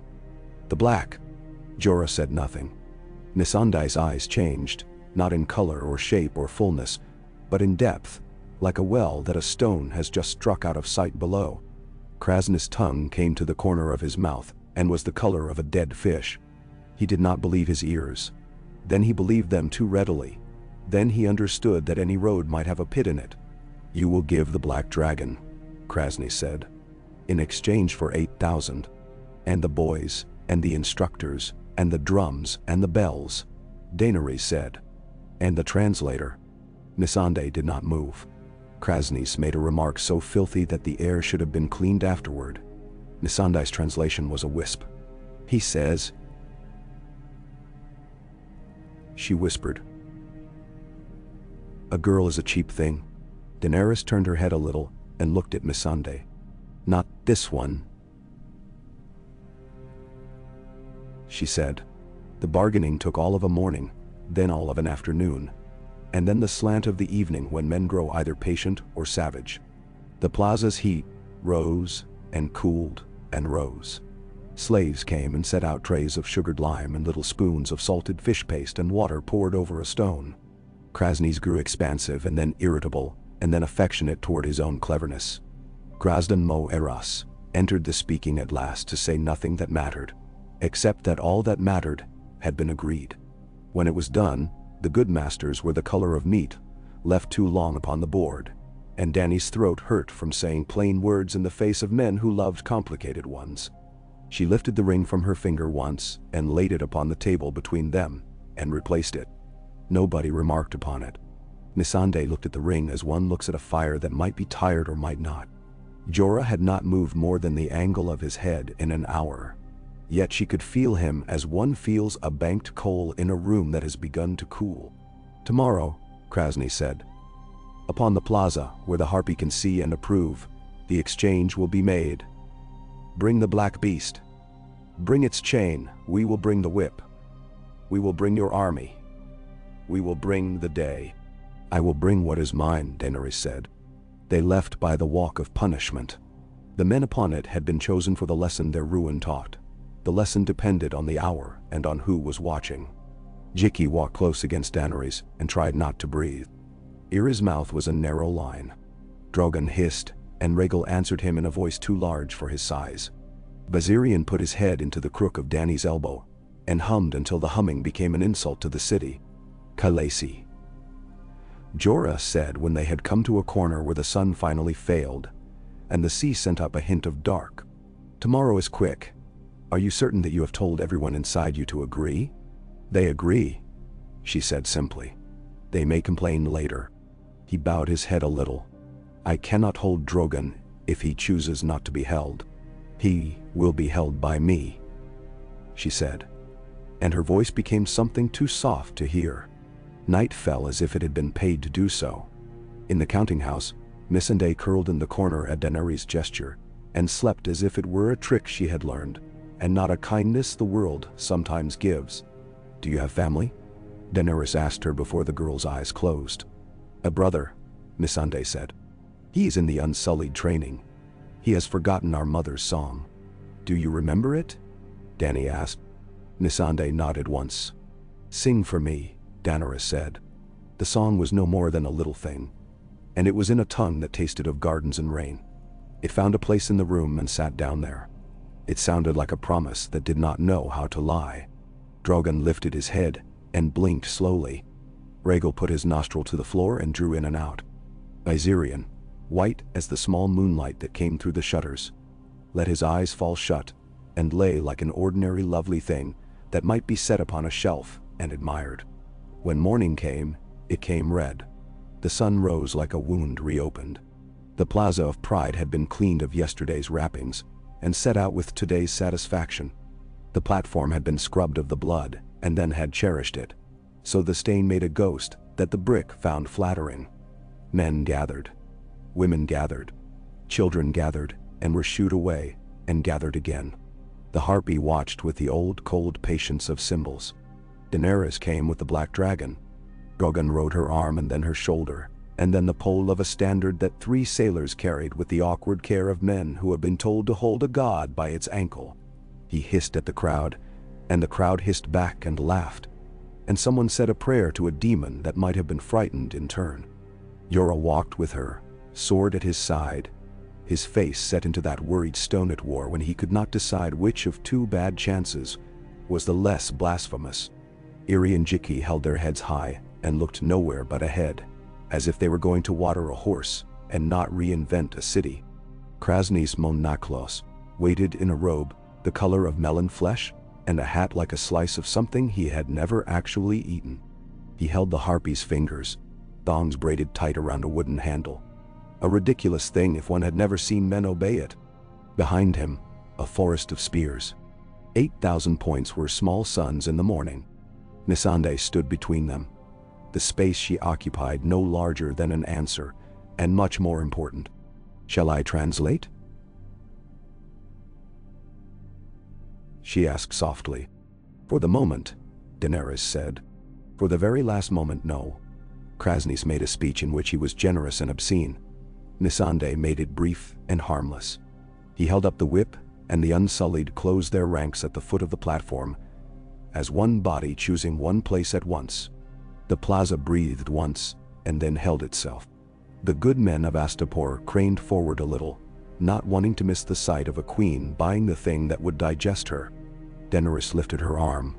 Drogon came to her wrist, and she felt his small, handsome weight, as keenly as the day her breasts had first told her that her body had its own plans. He tasted the air with his tongue, a black flicker. His pupils were blades. She stroked the ridge of his skull, knowing how he liked to be convinced. "The dragon," Krasny said through Missandei, "and then the whip, the beast, and then the breath. That is how we do things among men." "Bah." Daenerys inclined her head. She walked the distance between them. For a heartbeat, the plaza was a pool, and she was a small bright fish, and every net was in every hand. Drogon's little feet pricked her arm. She did not look at Jorah because she knew his face would be an oar that would throw the water wrong. She set the dragon upon Krasnys' outstretched arms. The plaza sighed. The sound was long and warm and vulgar. Krasnys made a sound that might have been delight and might have been fear. For an instant, Drogon tolerated the hands that were not hers, because she had told him the world was a room, and he must wait until she opened the door. Then he hissed and flared and bit at the air, and Krasnys cursed and laughed at once and wagged the whip as if that would explain things to a creature to whom explanations were always after the fact. "The whip," Daenerys said, holding out her hand. He placed it in her palm, and it was no heavier than an argument. The Unsullied did not move. The plaza moved instead, in place, the way 1,000 men move without knowing they have. Weight changing, attention, narrowing. Daenerys lifted the whip. The thongs trailed like obedient snakes. "Krasnys," she said. He blinked. "What?" "What?" In High Valyrian, in the clean sharp tongue that had named her house and her father's house, and the dragon's long sisters, she said, "A dragon is not a slave." The good master froze, understanding suddenly exactly the thing he had always thought he understood. The plaza heard the language and realized it had been naked. Missandei's eyes filled and did not overflow. Jorah closed his hand upon his sword hilt and did not draw. Daenerys turned upon the platform, the whip a line across her fingers. She lifted it high so the 8,000 could see. The sound her voice made when it left her mouth was the sound of a door very far away, opening for someone who knew the word. "Unsullied," she called, and their heads came up as if a priest had raised a god. "Advance." They advanced. "Kill the men who hold the whips," she said. "Kill the good masters. Kill any man who raises a hand against a freedman. Slay no child. Slay no woman. Break every chain you see." Krasny spat in her face then, not out of courage, but out of a pride that had never learned how to do anything else. He shouted to Missandei to tell the bitch that she was a whore and to make the dragon burn her. Missandei did not translate. She stood with her hands clenched beside her thighs, and the knuckles were the color of peeled almonds. Daenerys looked into the black of Drogon's eye across the space to which he had been delivered, and she did not know whether he could hear the word from where he sat furious among arms that had decided to be human. "Dracarys," she said. The dragon heard. It was not distance that had ever mattered to him. It was command. The black mouth opened. The red within became white within, became a thing without color at all. Fire walked from him like a herd across grass. It took Krasnys' face, and then his words, and then the breath that had made those words. Krasnys Monaklos, deed as beautifully as he had ever done anything. The plaza became noise, and then became something that was not noise anymore. Only the high keen of metal, and the deeper thinking thud of bodies that had been placed one way abruptly being placed another. 8,000 men moved, as if they had been one man who had been ordered to remember he was many. The good masters were slow.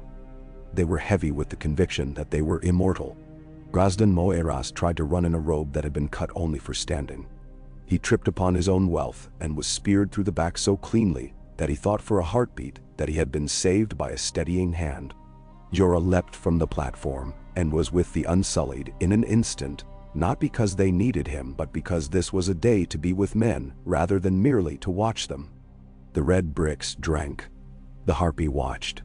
Irri and Jikwi drew knives they had not meant to use and found that using them was no more mysterious than buttering bread if one did not think about it too much. Fire stitched the air. Drogon settled upon the lip of a roof and wrote his name in a language that had been dead and was not any longer. Rhaegal flamed a line of soldiers who had chosen the wrong alley for bravery. Viserion took a standard and made it a sweet burning thought that the wind wished to share.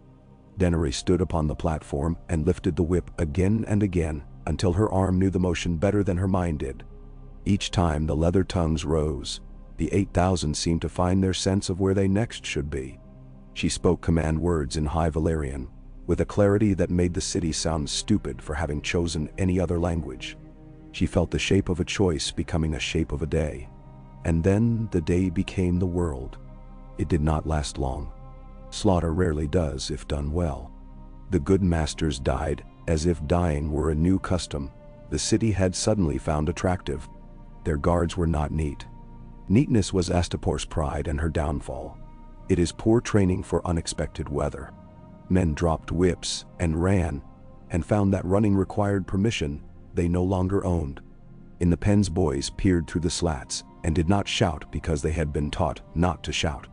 And then one boy shouted, because boys shout when the thing that touched the world inside them touches it too hard, and that shout was the last lesson they ever had to learn with a stick. When it was done, the plaza was a room where something very large had coughed and looked at its hand. The air tasted like a foundry. The red brick was darker. The Harpy looked a degree smaller to some eyes and a degree larger to others, and both judgments were right. Daenerys descended and walked among the Unsullied. She did not touch any of them. She touched the whip to their spearheads.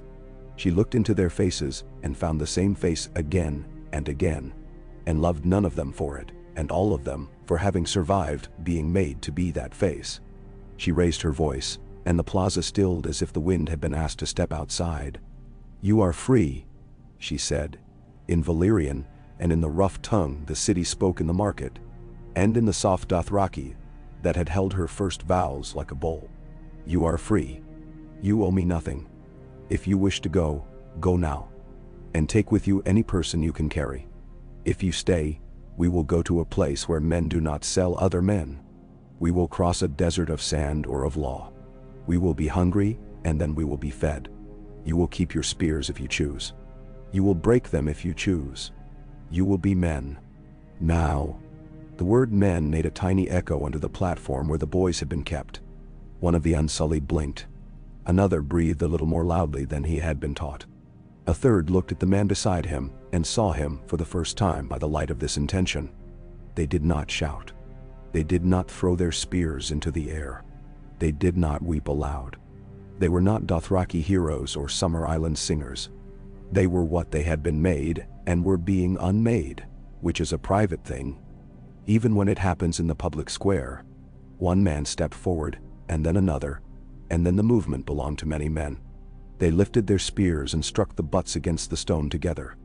The sound made the plaza remember it had been built to carry it. It was a slow, agreeing thunder. Daenerys felt it in her feet, then her knees, then in the part of her that the dragons slept against. Missandei came to her then with her collar in her hands. She held it out and did not look at it. "Will you take this, Khaleesi?" she asked, and the honorific was chosen, not a borrowed one. "I do not like to hold it. I do not like to set it down." Daenerys took the collar as one takes a snake whose venom has dried. She dropped it into the basket where men had put nipples to prove a point. It made a soft wood sound among the hard, obscene tokens, and for a moment, The basket looked ashamed. "Your brother?" Daenerys asked. Missandei pointed with her chin. A boy stood among the smaller bodies in the pen doorway, his face as still as a bedtime story that had never been finished. "He does not remember me," she said. She did not cry. "That is good. He will not be angry with me for having been born first." "Men, tell him who you are," Daenerys said. "Tell him gently. Tell him the rest of his life can begin now, even if he cannot yet hear you." The city was hers for the day, and for a few days after that. Which is to say, it was nobody's, and tried out the idea of being more than one person at once. The slaves freed themselves with the efficiency of men, who had seen efficiency, turned against them, and understood its force. The better citizens hid, then emerged with white cloth upon their heads, and declared themselves merely citizens, as if the word good had been a tunic they had long intended to change. The harpy stayed. It had stayed through worse. It did not belong to any living throat. Drogon slept when the sun decided to become humility for an hour. He sprawled along the top of a parapet and hung one wing as if he were a careless pennant put up by a child. Rhaegal curled in the shade of a long trough and dreamed of things he had not yet eaten. Viserion found a basin's water and put his feet into it, and decided at last that the sea might have been made for him, if only it were less arrogant. Jorah planted himself in a doorway and became a decision that no one wished to test. He sent riders, sailors with strong legs and unsullied with a calm that made doors unbolt, down to the harbor to claim ships, to claim food, to claim the chains in order to melt them. He moved men with his hands upon their shoulders, as if they were embers he meant to arrange for a better heat. His voice did not raise. His eyes found Daenerys when she looked for them without seeming to search. He did not say what it would have been too early to say, that they had taken the first city, and the first city is always the easiest to take, and the hardest to keep. At dusk Daenerys stood upon the steps of a house whose owner had not been there to object when she sat in his chair. The steps gave her the plaza, and the plaza had given her the day, and the day was nearly done. Missandei stood beside her with a slate and chalk, because lists comfort those who must move many people quickly, and men were bringing news without order because order had been the city's vice. Irri and Jikwi brought water that had been convinced to be cool with tricks of cloth, and shade, and patience. Drogon climbed the steps and leaned his shoulder against her knee like a small dog very sure of its place and its welcome. "Khaleesi," a man said, and it was a voice that had learned deference without having earned it. It belonged to a merchant with a silver ring in his beard, and a wound of speech in the way he said her title. He liked to call girls Khaleesi, because it made him feel that the world was tidy. "Khaleesi, the harbor is ours. The harbor master is not ours. He has swallowed his keys. My nephew tried to retrieve them. We have decided to let the keys go with him into whatever evening he now inhabits." "Then, break the locks," Daenerys said. "We have," the man said cheerfully. "We simply wished for your agreement in the matter, so we could tell our wives we did not presume. Tell your wives the truth, and see if they love you more," Daenerys said, and the man laughed with relief and bowed, and went away to do what had been done. "Khaleesi," Jorah said when the merchant had gone. He had blood upon his sleeve he had not found yet. "There is a letter. Qartheen? Deal. It found you this afternoon, and was offended when it discovered you were not in your counting house.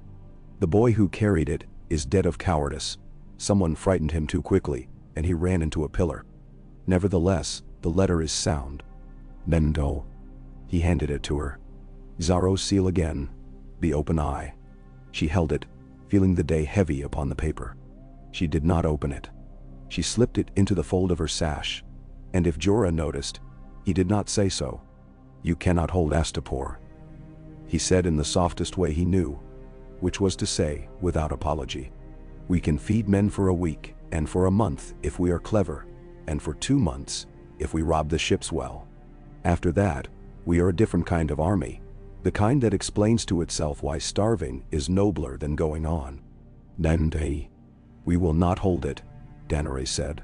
"We will take what we need from it. We will make it remember what was done here. Then we will go. When we leave, It will belong to the men and women who live here, and will have to forgive one another, or kill one another, or both. The harpy will tell them stories about themselves, and they will learn to answer it, or to turn their back. We are not their answer. We are only the question that made them speak. Bah. Jorah nodded, and accepted that, and was grateful to have something to do that was not staying. Yunkai, he said. It was not a suggestion nor an argument. It was a compass. Yunkai. She agreed. A smaller city, and a leisure one. It will test a different set of prides.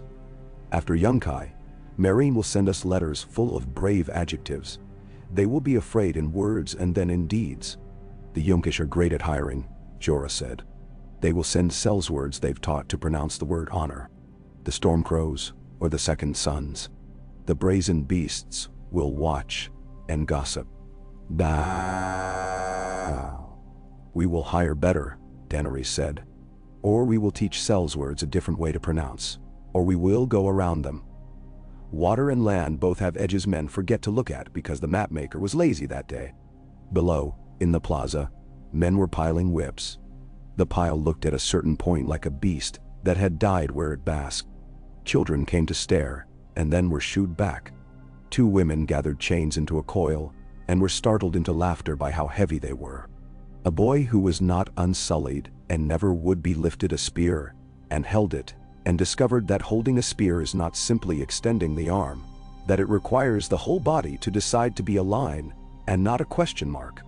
He did not put it down. At last, when the heat let go enough to leave a man with his thoughts, Daenerys climbed the house's inner stair and found a room with windows on 3 sides. The glass had been poured imperfectly and made the world beyond look as if someone had breathed upon it and not wiped it well. The couch was upholstered in yellow silk that had once been the proudest thing in it. Now it looked like an old woman dressed too carefully. She sat. The letter from Xaro lay upon her palm and did not open itself. She broke the seal with her nail and read, "My delight who teaches cities to sing," it began this time, and the words found her in the place she did not admit to anyone. "Qarth knows a little of what you have done. It believes the story incorrectly, of course, and will continue believing it incorrectly until you tell it the right way. Which is to say, until the story arrives here dressed in a manner the city considers middle-aged and safe. Some declare that you have offended the gods by improving upon their sloth. Others say that the gods do not mind being improved upon if the incense is of a quality they cannot afford. The warlocks have been seen eating the shadows of dates and declaring themselves sated." Then a paragraph that was only smooth air, and beneath it, "Half of what is mine remains yours, as we both declared. If you choose to share with Qarth the portion of glory that was promised to Qarth, Qarth will remember how generous you are. If you do not choose it, Qarth will remember how generous I am. I am prepared to be generous for both of us, provided that the harbor does not become jealous." He had drawn an eye again, and beneath it, something that might have been a tear, and might have been a drop of oil. At the very bottom he had written, "Do not freeze. Snow suits you only in stories." She folded it. She did not answer it. She put it away without anger. It was a letter a city had written to a woman through the man who loved to think the city, and he were the same thing. She touched the ring and felt its round argument. For a moment she imagined laying it upon the yellow silk and leaving it there for the new owners of the house to find years hence, a puzzle for their children. Then she pushed the thought aside. The ring was a promise of a door and a key. Both. You did not abandon doors in houses you had not finished with. You did not waste keys upon the wrong locks. Sleep moved through the house like a cat that had been beaten once and never forgot it. Missandei came with news shaped like questions. "The boys in the pens," she said. "They do not know how to be in the sun. They are staring at it as if it looks back." "Give them water," Daenerys said. "Give them honey. Tell them that tomorrow they may stand where they please for 1 hour without being struck for it. Tell them that the day after they may stand for 2. Beo." Missandei nodded. "A woman with a broken nose asks if she may keep the child she nursed." She added, "It is a child that belonged to a good master, and it has no mother. The woman says she loves it. She says it is a foolish love." but she says it not as if she would like to be talked out of it. Nemtirao. Tell her to keep the child, Dany said. Tell her to share the foolishness with anyone who has a free hand. The next days were work. There was not the kind of work that makes ballads.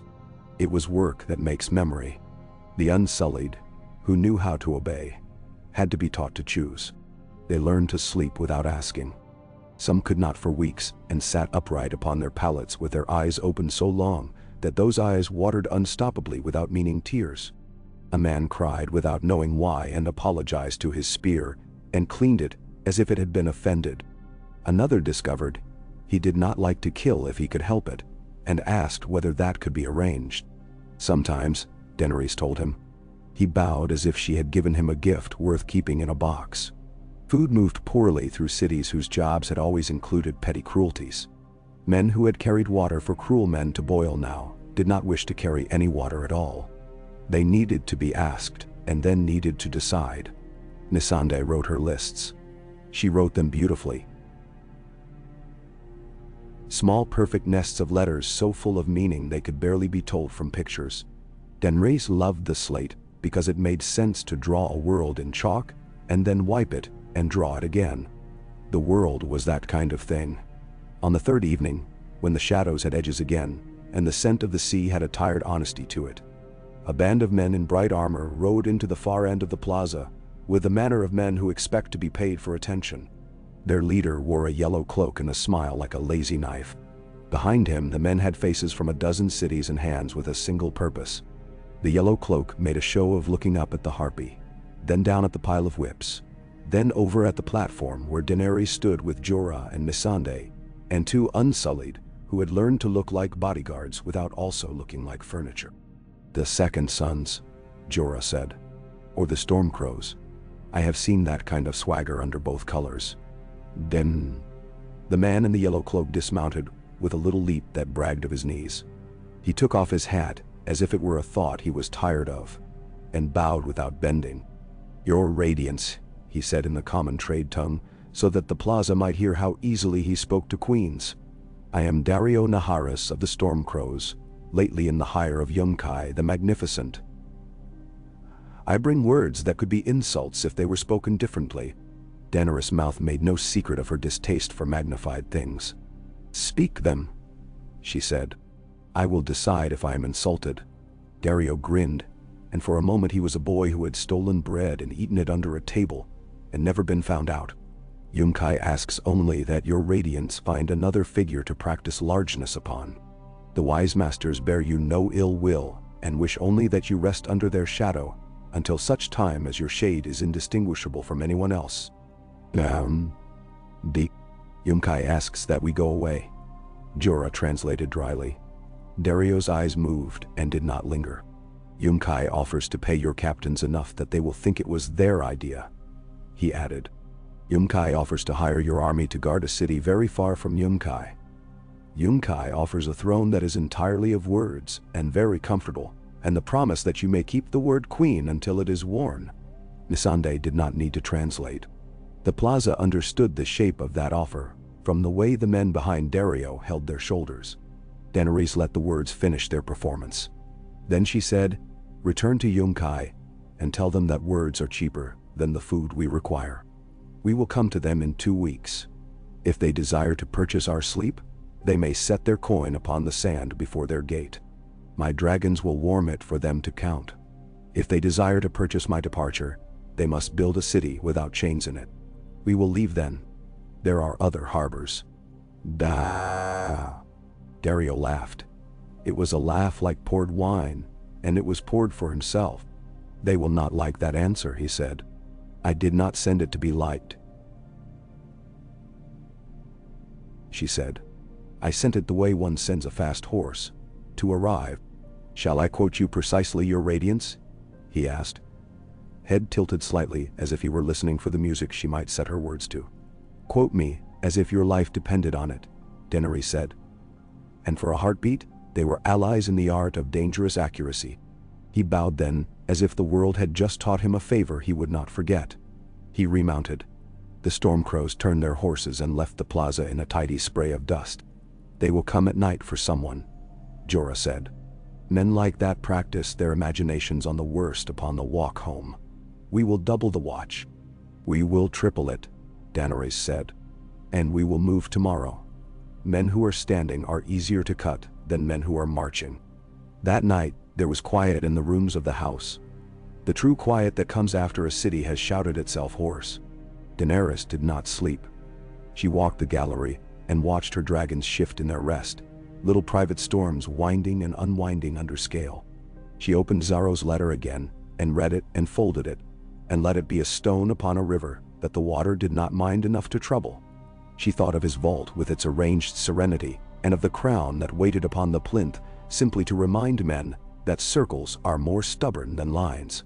She thought of the vows they had spoken beneath fruit trees, and the taste of lime in a garden that had never come near a sandstorm. She loved him in the way one loves a country that made you and did not keep you.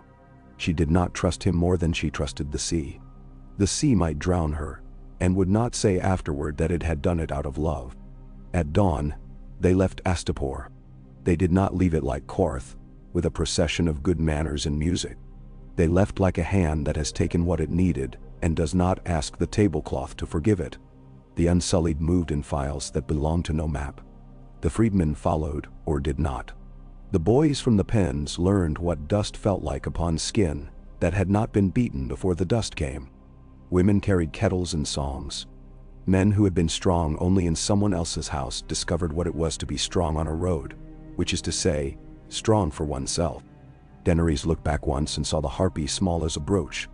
She did not allow herself to imagine it falling. She had another city to look at. The 5 ships left the harbor with their bellies full of grain and chain and hope, and drifted along the coast like patient gulls. They were poorer than she had intended them to be when she had stood in Xaro's vault and counted ships into the air with her eyes. They were richer than anything she had ever owned when she had had nothing. She loved them, though they did not deserve it. They would be there at the mouths of rivers when she needed to cross. They would be there when a wind needed to be carried from one harbor to another. They would be there when the world was willing to be written upon with a sail. They marched. Marching is not the province of stories. Stories prefer to leap. But marching is what makes the leaps possible.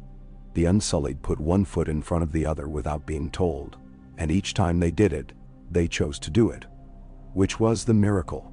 Jorah rode sometimes at her side and sometimes ahead, and sometimes so far behind that he could look at her without being seen. Missandei walked with her slate and asked questions of men who had not been asked questions since boys.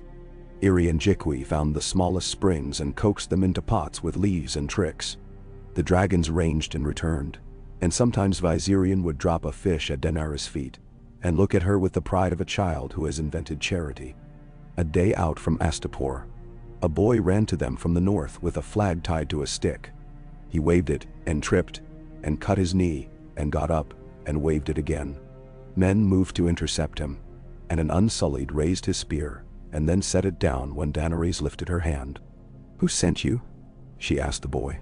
"My mother," he said, scowling at his knee for having bled so easily. "She says Yunkai sent men with coins and with shame. She says they bought knives and told the knives to come look at your sleep. She says if they want to look at your sleep they should pay her, not a man with a yellow cloak." Daenerys smiled then, in a way that had not been taught to her in any city. "What is your name?" "Hazia," he said proudly. "I am too small to hold a spear. But I can hold the water skin, and I can hold this stick, and I can run." "Men now, you have done what grown men are paid for," she said. "And better. Find Missandei. She will give you a slate and chalk. You will write how far and where and who, as close as you can. Then you will show me. When we take Yunkai, you will stand at my side." "Done." He nodded in the serious, ferocious way of boys whose own name tastes new and right in their mouths.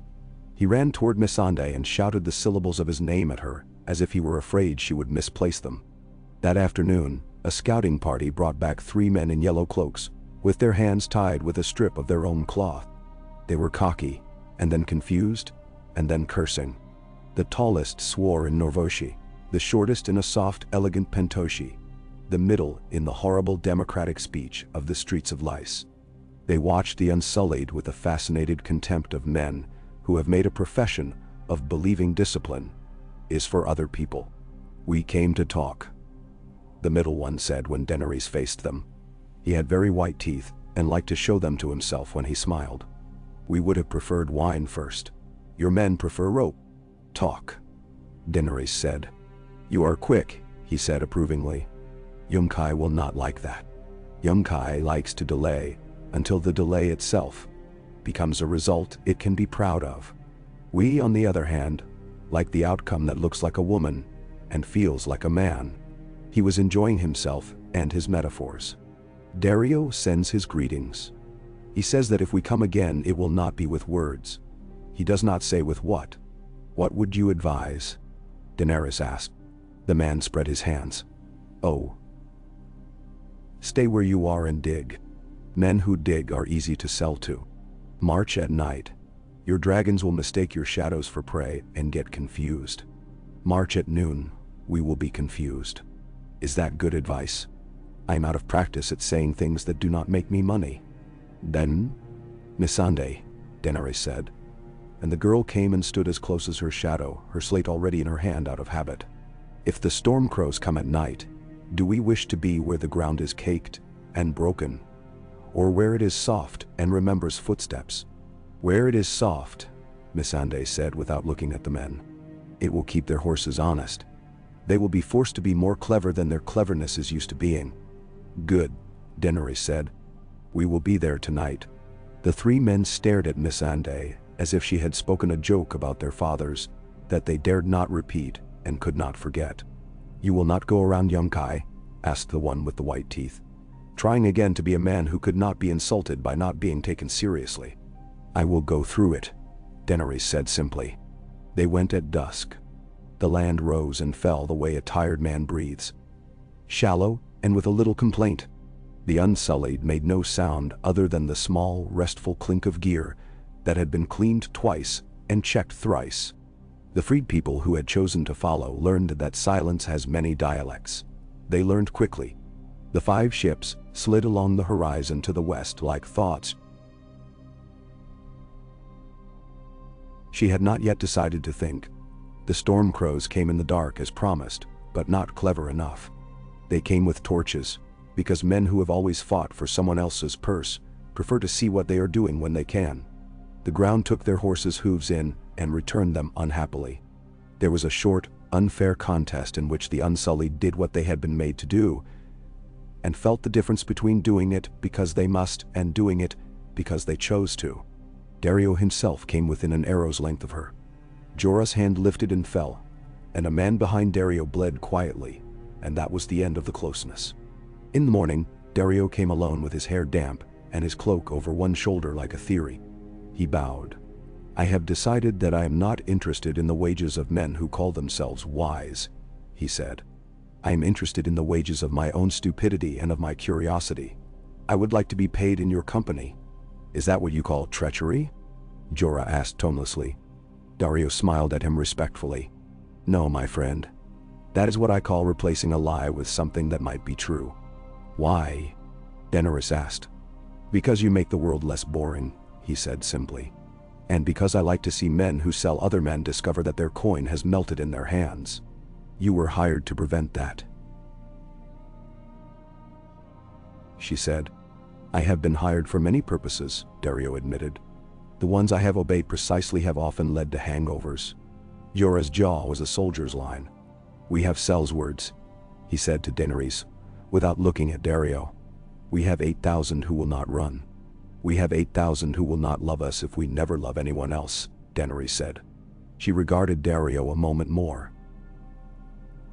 Saw what he thought was best about himself, and what he knew was worst. "Ride at the left flank," she told him. "Do not make me look at you unless I send for you." He bowed and took that as preferment, because men like him must. He rode away brilliantly. They set up before Yunkai and offered it the possibility of wisdom as a courtesy.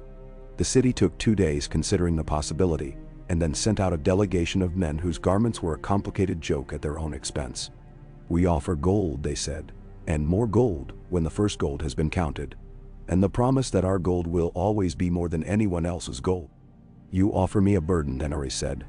You would put upon my ships, and upon my wagons, and upon my men so much yellow, that we would slow enough for men who love chains to catch us. You would buy me. I am for sale to another buyer. Which buyer? Demanded their leader, a man whose beard had never found a shape it liked. The buyer called afterward, Daenerys said. I belong to what happens after someone like you runs out of games. Docked. They retreated, offended and satisfied, in the way bureaucrats are when rebuked by someone who did not blink. In the dark that night, beneath a moon that had become a nail paring, fires bloomed along Yunkaya's wall like a rash. The Stormcrows sat their horses on the left and told one another stories that ended with laughter. The laughter never quite got out of their throats. The Unsullied sat by tens and twenties, and none spoke, and yet there was a murmur among them as if the quiet had acquired a sound over time. Daenerys walked among them. She gave no speeches. She put her hand upon one man's shoulder and then moved to another. She asked 3 of them their names when names were a thing they could give. Grey Worm, said one in the city's low Valyrian. He wore the foolishness of it with dignity. Do you like that name? She asked. Would you be pleased to keep it? It is good, he said carefully. It is the name of a day that was hard to live through. I lived through it. It is my flag. If I throw it down, a wind will take it. I will keep it. It is mine. Then chat. So, Daenerys said, and she was more satisfied by his answer than she would have been by any vow of love. In the morning, they made Yunkai learn the same lesson Astapor had learned and hated learning. It was a different kind of city, a city whose pride was in not hurrying. There is a way to attack such a city. You must make time sprint. They marched quickly and feinted longer and appeared where they could not have. Dragons do not understand walls. This helps. Rhaegal took a gate's strength in his teeth. Viserion burned a tower top until its bricks clinked. Drogon came down upon a company of hirelings with a hunger so pure it almost made Missandei turn her face. The Stormcrows did what they knew how to do, and did not betray themselves that day. Men can be better than they think when they are watched by what they wish to impress. At noon, the wise masters threw out sashes, as one throws water from a sinking boat. The sashes were white. Men came down with keys that had been written a generation ago, and thus did not fit precisely. They beat the locks open with the keys themselves, and declared that the gesture was a metaphor. In the plaza Daenerys listened to the same song she had taught in Astapor, and she changed the words because no 2 cities are made of the same syllables. You are free, she said, and you are frightened. So am I. Let us be frightened together until we are not. Then now, when the dust settled, and it did because dust does, Jorah found her with a look that was half reproach and half pride, and all love in a form that had run out of lawful ways to speak. He inclined his head toward the east. Meereen, he said. Meereen, Daenerys agreed. And the word had in it all the miles she had come, and the cheap, arrogant beauty of a city whose pyramids imagined they had never been touched, and would never be. That night she sat upon a bale of captured cloth, that would soon be clothes upon men who had only ever worn rags, and opened Xaro's second letter. It had come on a small ship that had loved the wind from the wrong direction, and arrived late enough to be interesting. The letter was shorter. It said, do not forget that you are 2 things. The world will praise one and try to sell the other. You must decide which to eat and which to starve. Qarth asks for a share of your beautiful trouble. I ask only for the ring I placed upon your finger to find its way back into my hand if you discover that it has begun to bite. She read it twice. She lifted her hand and felt the ring. It had warmed with her. She took it off. For a long breath she held it. Circles are very persuasive. She put it back on. Not yet, she told the letter. Not yet. There is a different door for this key. And no. The march on Meereen began where another story ends in many mouths. The road hugged the water, and then left it, and then came back apologetically. The pyramids of Meereen showed themselves first as simple triangles upon the horizon, and then as the arrogance they were. Her army learned heat in a new conjugation. The pyramids watched them come, and from far off they looked as if they were leaning forward slightly, curious and amused. Closer, they looked tired in a way that could not be mitigated by gold. Grey Worm asked for quartermasters. Missandei demanded an hour each day to teach anyone who wished to learn letters how to make the word free look as beautiful as it felt. Dario appeared at odd hours, with news that he offered as a favor and a performance, and vanished before anyone could tell him which version he had accomplished. Jorah argued with wind, and with men, and with his own shadow, and lost graciously. The dragons grew. They slept less. They began to quarrel in a way that promised the world would one day have to make space for 3 very large wills. Daenerys dreamed of snow for the first time since Korth. In the dream it did not fall upon her but upon a city she had never seen, across a narrow sea, with towers whose stones had learned to be cold and not complain. She stood on a quay there, as she had in Korth, and a man with a beard that had forgotten what it had looked like when it began came to her and held out something small and hard and round. "A ring," he said, "or a crown. At a certain angle, they are the same." She woke with her hand closed tightly around nothing. In the days when the shadow of a pyramid fell upon their noon meal, she sent a rider under a white cloth to the gate. He carried, at Missandei's suggestion, a simple wooden collar and a simple knife and a simple bowl. "A lesson," the missive read, "in which your city may participate. You may place the collar upon your own neck and cut it yourself and put the pieces in the bowl and carry them to me, or we may cut it for you. The bowl is merely a courtesy, so that we will not waste the pieces." "Now," Meereen replied with laughter that must have pleased itself very much. From the top of a pyramid, a champion stepped out, and a cheer made of pride and old, stale courage rolled down the face of the city. He performed as men perform from a great height, a throw of spears and an oath, and a dance that had been a story once and had become over the years something men drank to. He shouted for a single combat upon the river flats. His horse stamped as if it wanted to have an opinion. "Shall I go?" Dario said, all charm, because men like him love the theater of it. "No?" Jorah said too quickly, and Daenerys saw the boy in him and loved that boy less and understood him more. "I will choose a man who has no use for songs," Daenerys said, and chose one of the freed who had taken a spear and discovered that he had learned something years ago when a master had slapped him for dropping a ball. Some stubbornness in the wrist, some hatred of the idea of a certain man's face. The duel was short and not beautiful, and entirely useful. The champion of Meereen died as exactly as a myth dies when a new one is being born around it. The city was offended, and then the offense had to become a defense, and then there was work. They did not take Meereen in a day, because old pride learns to twitch in new ways. They took it in weeks. They took it through gates, and through sewers, and through the mouths of men who had thought their mouths would only ever carry better men's words. They took it when a woman within the city whose child had died of a cough in a summer too wet opened a door and said to herself that men who had owned her could also own a grave, and she preferred the men who owned neither. They took it with rope and with argument and with dragons. They nailed the harpy to its own wall and told it to wait for judgment. After, Daenerys sat upon the wide stone step of a pyramid and held counsel and held her breath. The air in Meereen was different. It had been ascended by too many men and had learned to be thin at the top. The city is a ladder, she thought, and men make rungs of one another. If I tell them to lie down and be climbed as they always have, I will be obeyed at once. If I tell them to stand and make bridges, they will look at me as if I have asked them to be rivers. And yet I must ask for bridges. "Stay," Jorah said under his breath. And for a moment he meant in the city, and for another, he meant in this moment, and for a third he meant with me. "Leave," Dario suggested cheerfully. "Leave it all behind, and take the part that shines. Take the second sons and your 8,000 and your dragons, and your clever girl with the slate, and go to the place that makes your tongue heavy when you dream. You can come back later for the rest, when you are a story told in a better accent." Missandei set down her slate. "If you leave now," she said, "those in the city who have learned a new word will forget how to say it when they are hungry.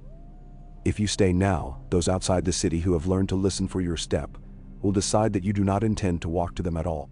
Daenerys was quiet, and the city's noises put on their shoes and tiptoed for a moment. She took the ring from her finger again and turned it and put it back on. "We will stay," she said. "We will stay until staying is not a way to avoid going.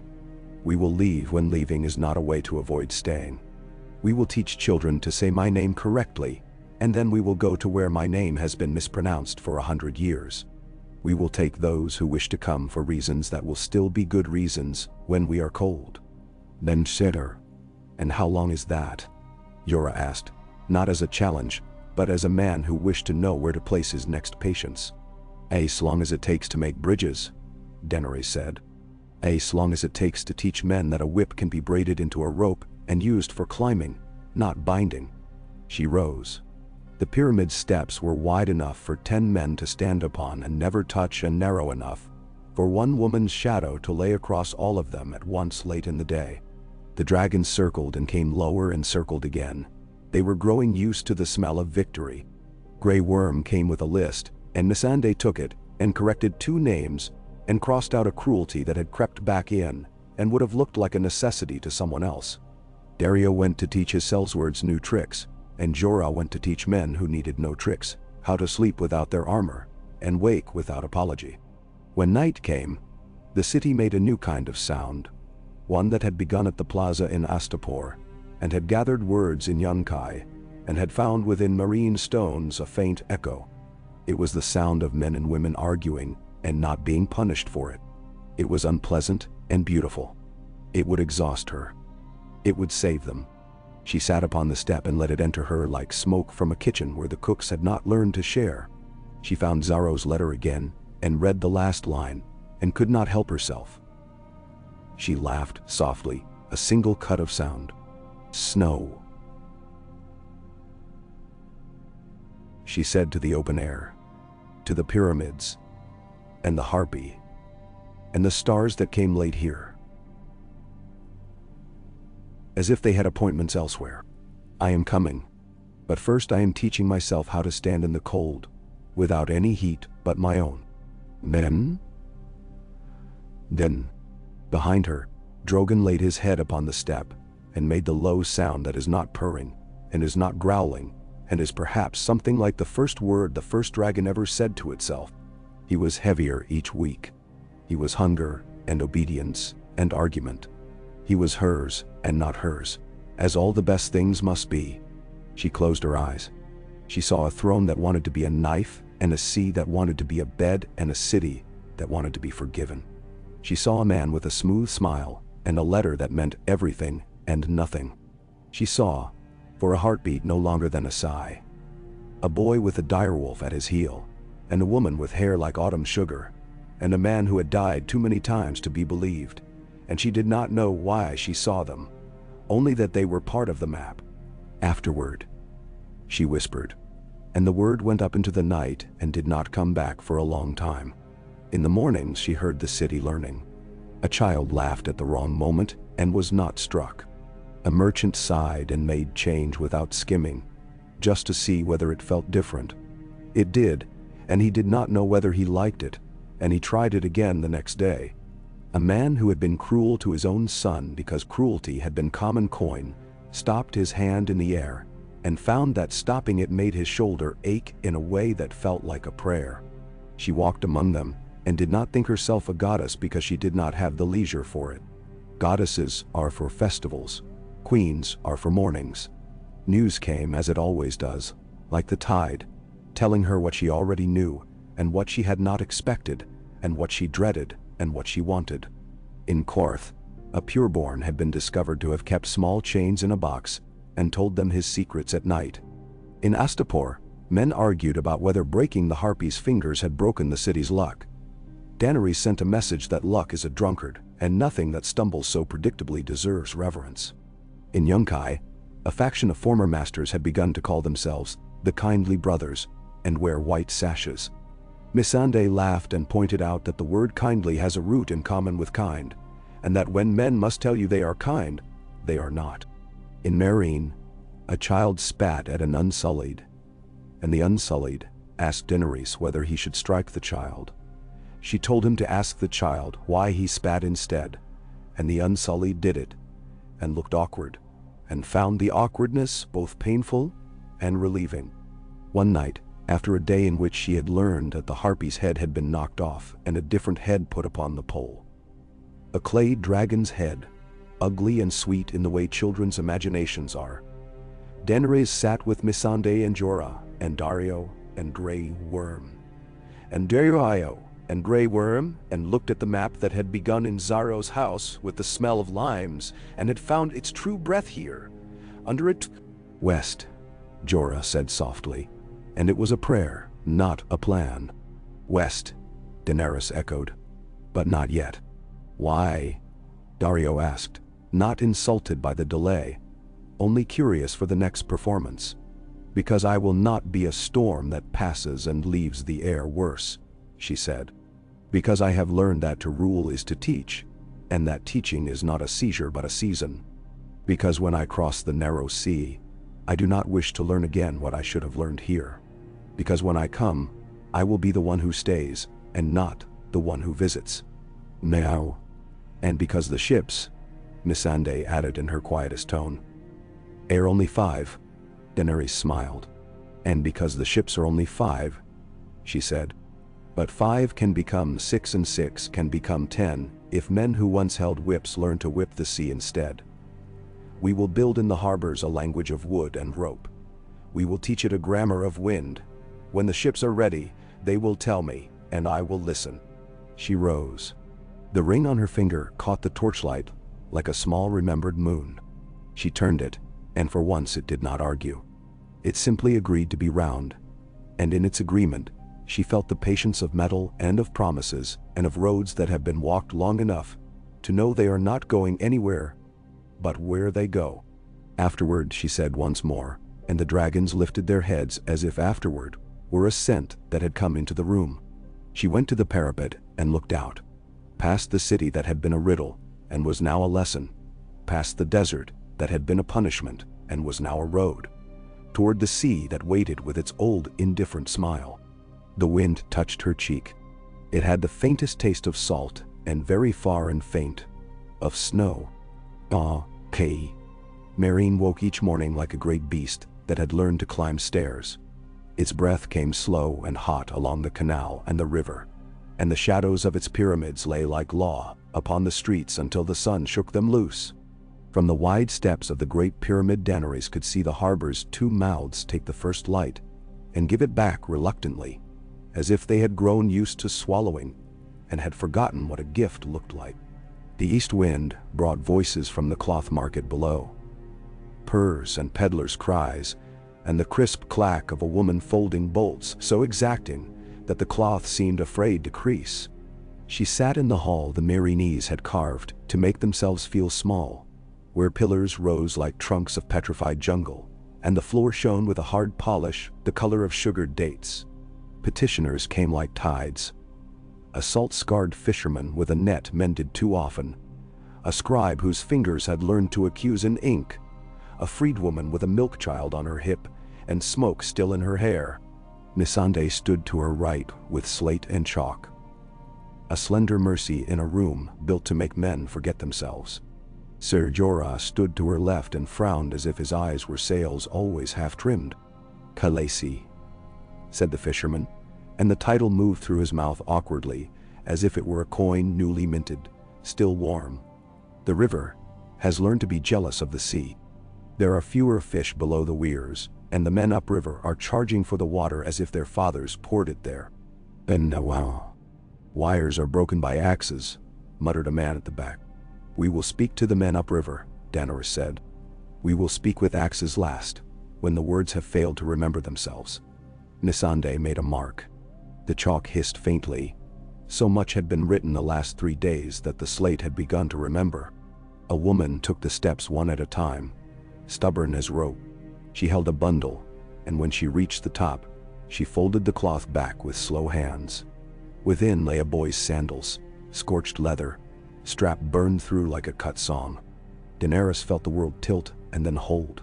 The air thinned, as if a pyramid had leaned down to listen and taken more than it returned. The freedwoman spoke a name that was not Hazia, and yet carried the same simplicity, the same backyard grace.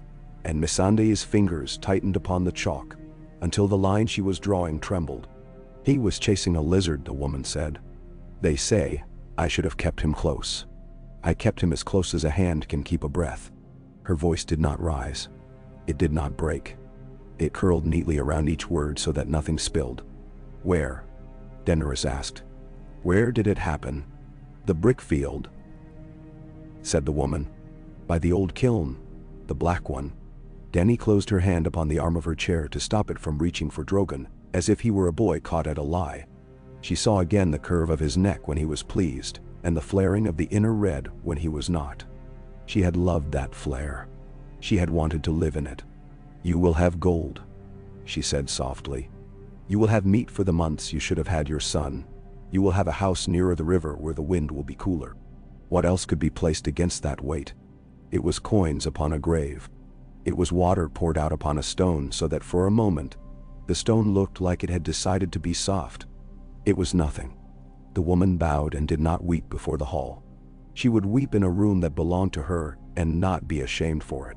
Daenerys watched her go and felt each step like a bead drawn on a string through the flesh beneath her breastbone. When the petitions ended, and the light turned honey thick in the high air, and the dust motes drifted like a universe that had not yet decided how many stars it needed, she rose and went down into the pyramid's gut. Rhaegal and Viserion came at her from two corners like laughter. They were too big for the spaces that had been dug and walled for them. Even before she had ordered the masons to make those rooms, she had known they would be too small, though she had not confessed it. She loved them beyond appetite. She loved them as one loves a storm that spares one village and makes a myth of it. Drogon was not there. His absence had become a habit of the air itself. Sometimes, when she stood on the parapet at dusk, a black breath would cut across the low sun, and she would feel her whole body lift toward the shape as grass lifts to a wind and then settles when it has gone. He was freer than any creature in the city. He was also the city's enemy, and by extension hers, and the thought was a knife with two edges and no handle. Grey Worm came to her on the steps with a list of men a city had swallowed. He had begun to write the letters himself, stiff and careful, as if each character was a single unsullied drilled to hold his place. "They wear masks," he said. "Some have gilding. Some are clay. They strike eunuchs and freedmen and men without friends, and the men who teach the others to make friends. They strike in alleys and in rooms. They do not shout when they kill. They do not shout upon the way home. Now, their name is a bad joke," Ser Jorah said. "Sons of the Harpy, men who have never been sons of anything." He moved his jaw as if it had remembered a pain. Skahaz Mo Kandak, whom the city called the Shavapate, had shaved his hair in a square to shame a fashion the old blood loved. He was as Myronese as the taste of sesame oil and planting season. He stood with his hands behind his back like a man poised between an execution and a wedding. "Cut off 10 noble heads," he said conversationally, as one suggests a new flavor for bread. "Put them upon the Harpy's pole and leave them to become sweet in the sun. The streets need a recipe. They will learn it quickly." "None?" Reznak Mo Reznak, whom the city used as a pipe for its talk, dabbed oil from his upper lip, with a cloth so fine it had not been made to touch a face. He wore a smile that had been straightened by a lifetime of showing it in mirrors. "Your radiance," he cooed. "The city looks to you and sees a mother. It is not in a mother's nature to be cruel. A mother draws her children near." He had perfumed himself with something that wished to be lemon and had failed, becoming instead a complicated sugar. Quaithe's masked whisper had returned to her more than once. "Beware the perfumed seneschal." At first, she had seen only Reznak in that riddle. Lately, when she turned the ring upon her finger and read by lamplight the letters that still came from Korth smelling of limes and of Xaro's patience, she wondered whether a warning could wear two faces. "We will try arrests," Daenerys said. "We will try listening in places that do not expect to be heard." "Your radiance," Reznak sang. "That is a delightfully gentle plan. You will be adored." "Nan?" "I am already adored by the people who cannot protect me," Daenerys said, and that shut his mouth as if it were a door with a latch he understood at last. "Skahaz, take men you trust. Return a killer in each mask. He bowed, stiff as an oath. As you command. They came in a week, 2 at once, bound with rope that had been used on horses and was not embarrassed to be useful again. From their eyes she knew at once they were not the only ones, but cities were not taken all at once, any more than they were built all at once. Skahaz had left a boy's body where the killers chose their masks, on the theory that men grow timid when they have to step over the consequence of their habits. The Shavepate was a student of petty cowardice. That same afternoon, a galley from Pentos came nosing into the East Quay with a sail as white as a newly cleaned lye. It had the smell of Illyrio Mopatis upon it, honeyed oil, larded courtesy, a promise that would smile and never apologize for itself. 2 men disembarked. One as round as a prayer drum, with skin shiny as a licked sweet, the other lean and white-bearded beneath a travel-stained hood. The fat man bowed and smiled and belched very quietly into his beard. "Strong Belwas," he announced, patting his chest. "Belwas is strong. Belwas eats dead heroes in the ring for breakfast." He looked around hopefully for a breakfast. The old man bowed more deeply and neatly than most young men Daenerys had known. "Arstan," he said. He did not offer a second name. He did not need one. His hands had calluses like a knight's hands that had found ways to remain soft in the right places. "He brings you the greetings of Magister Illyrio," said Missandei, and it was very like Illyrio to send men and then send their words after them. Arstan and Belwas came bearing gifts and knowledge. They had seen Astapor from a distance of a day, and smelt Yunkai from farther than that, and had the good sense to admire neither. They brought a letter from Illyrio that spoke of Westeros with the confidence of a man who lived at the far end of the sea and did not ever intend to cross it. They brought a memory of her brother's singing that made the room quiet, until someone noticed it had grown too still and coughed to break it. Arstan's eye slid over Jorah once like water over stone, and then returned to Daenerys with the deference of a servant and the regard of a man who had learned more than he had been permitted to say. Sometimes she would catch him watching her dragons the way a veteran watches a young man's horse. For the temper in it, and for the future. "You move too quickly for Qarth to keep up," he told her one dusk upon the parapet, in a tone no one else could have dared. "And too slowly for cities that believe themselves civilized. It is a dangerous way to travel. Now, it is the only way that fits," she said. She rested her hands on the parapet's breadth. The stones had been carved to mimic vines. The carver had loved leaves.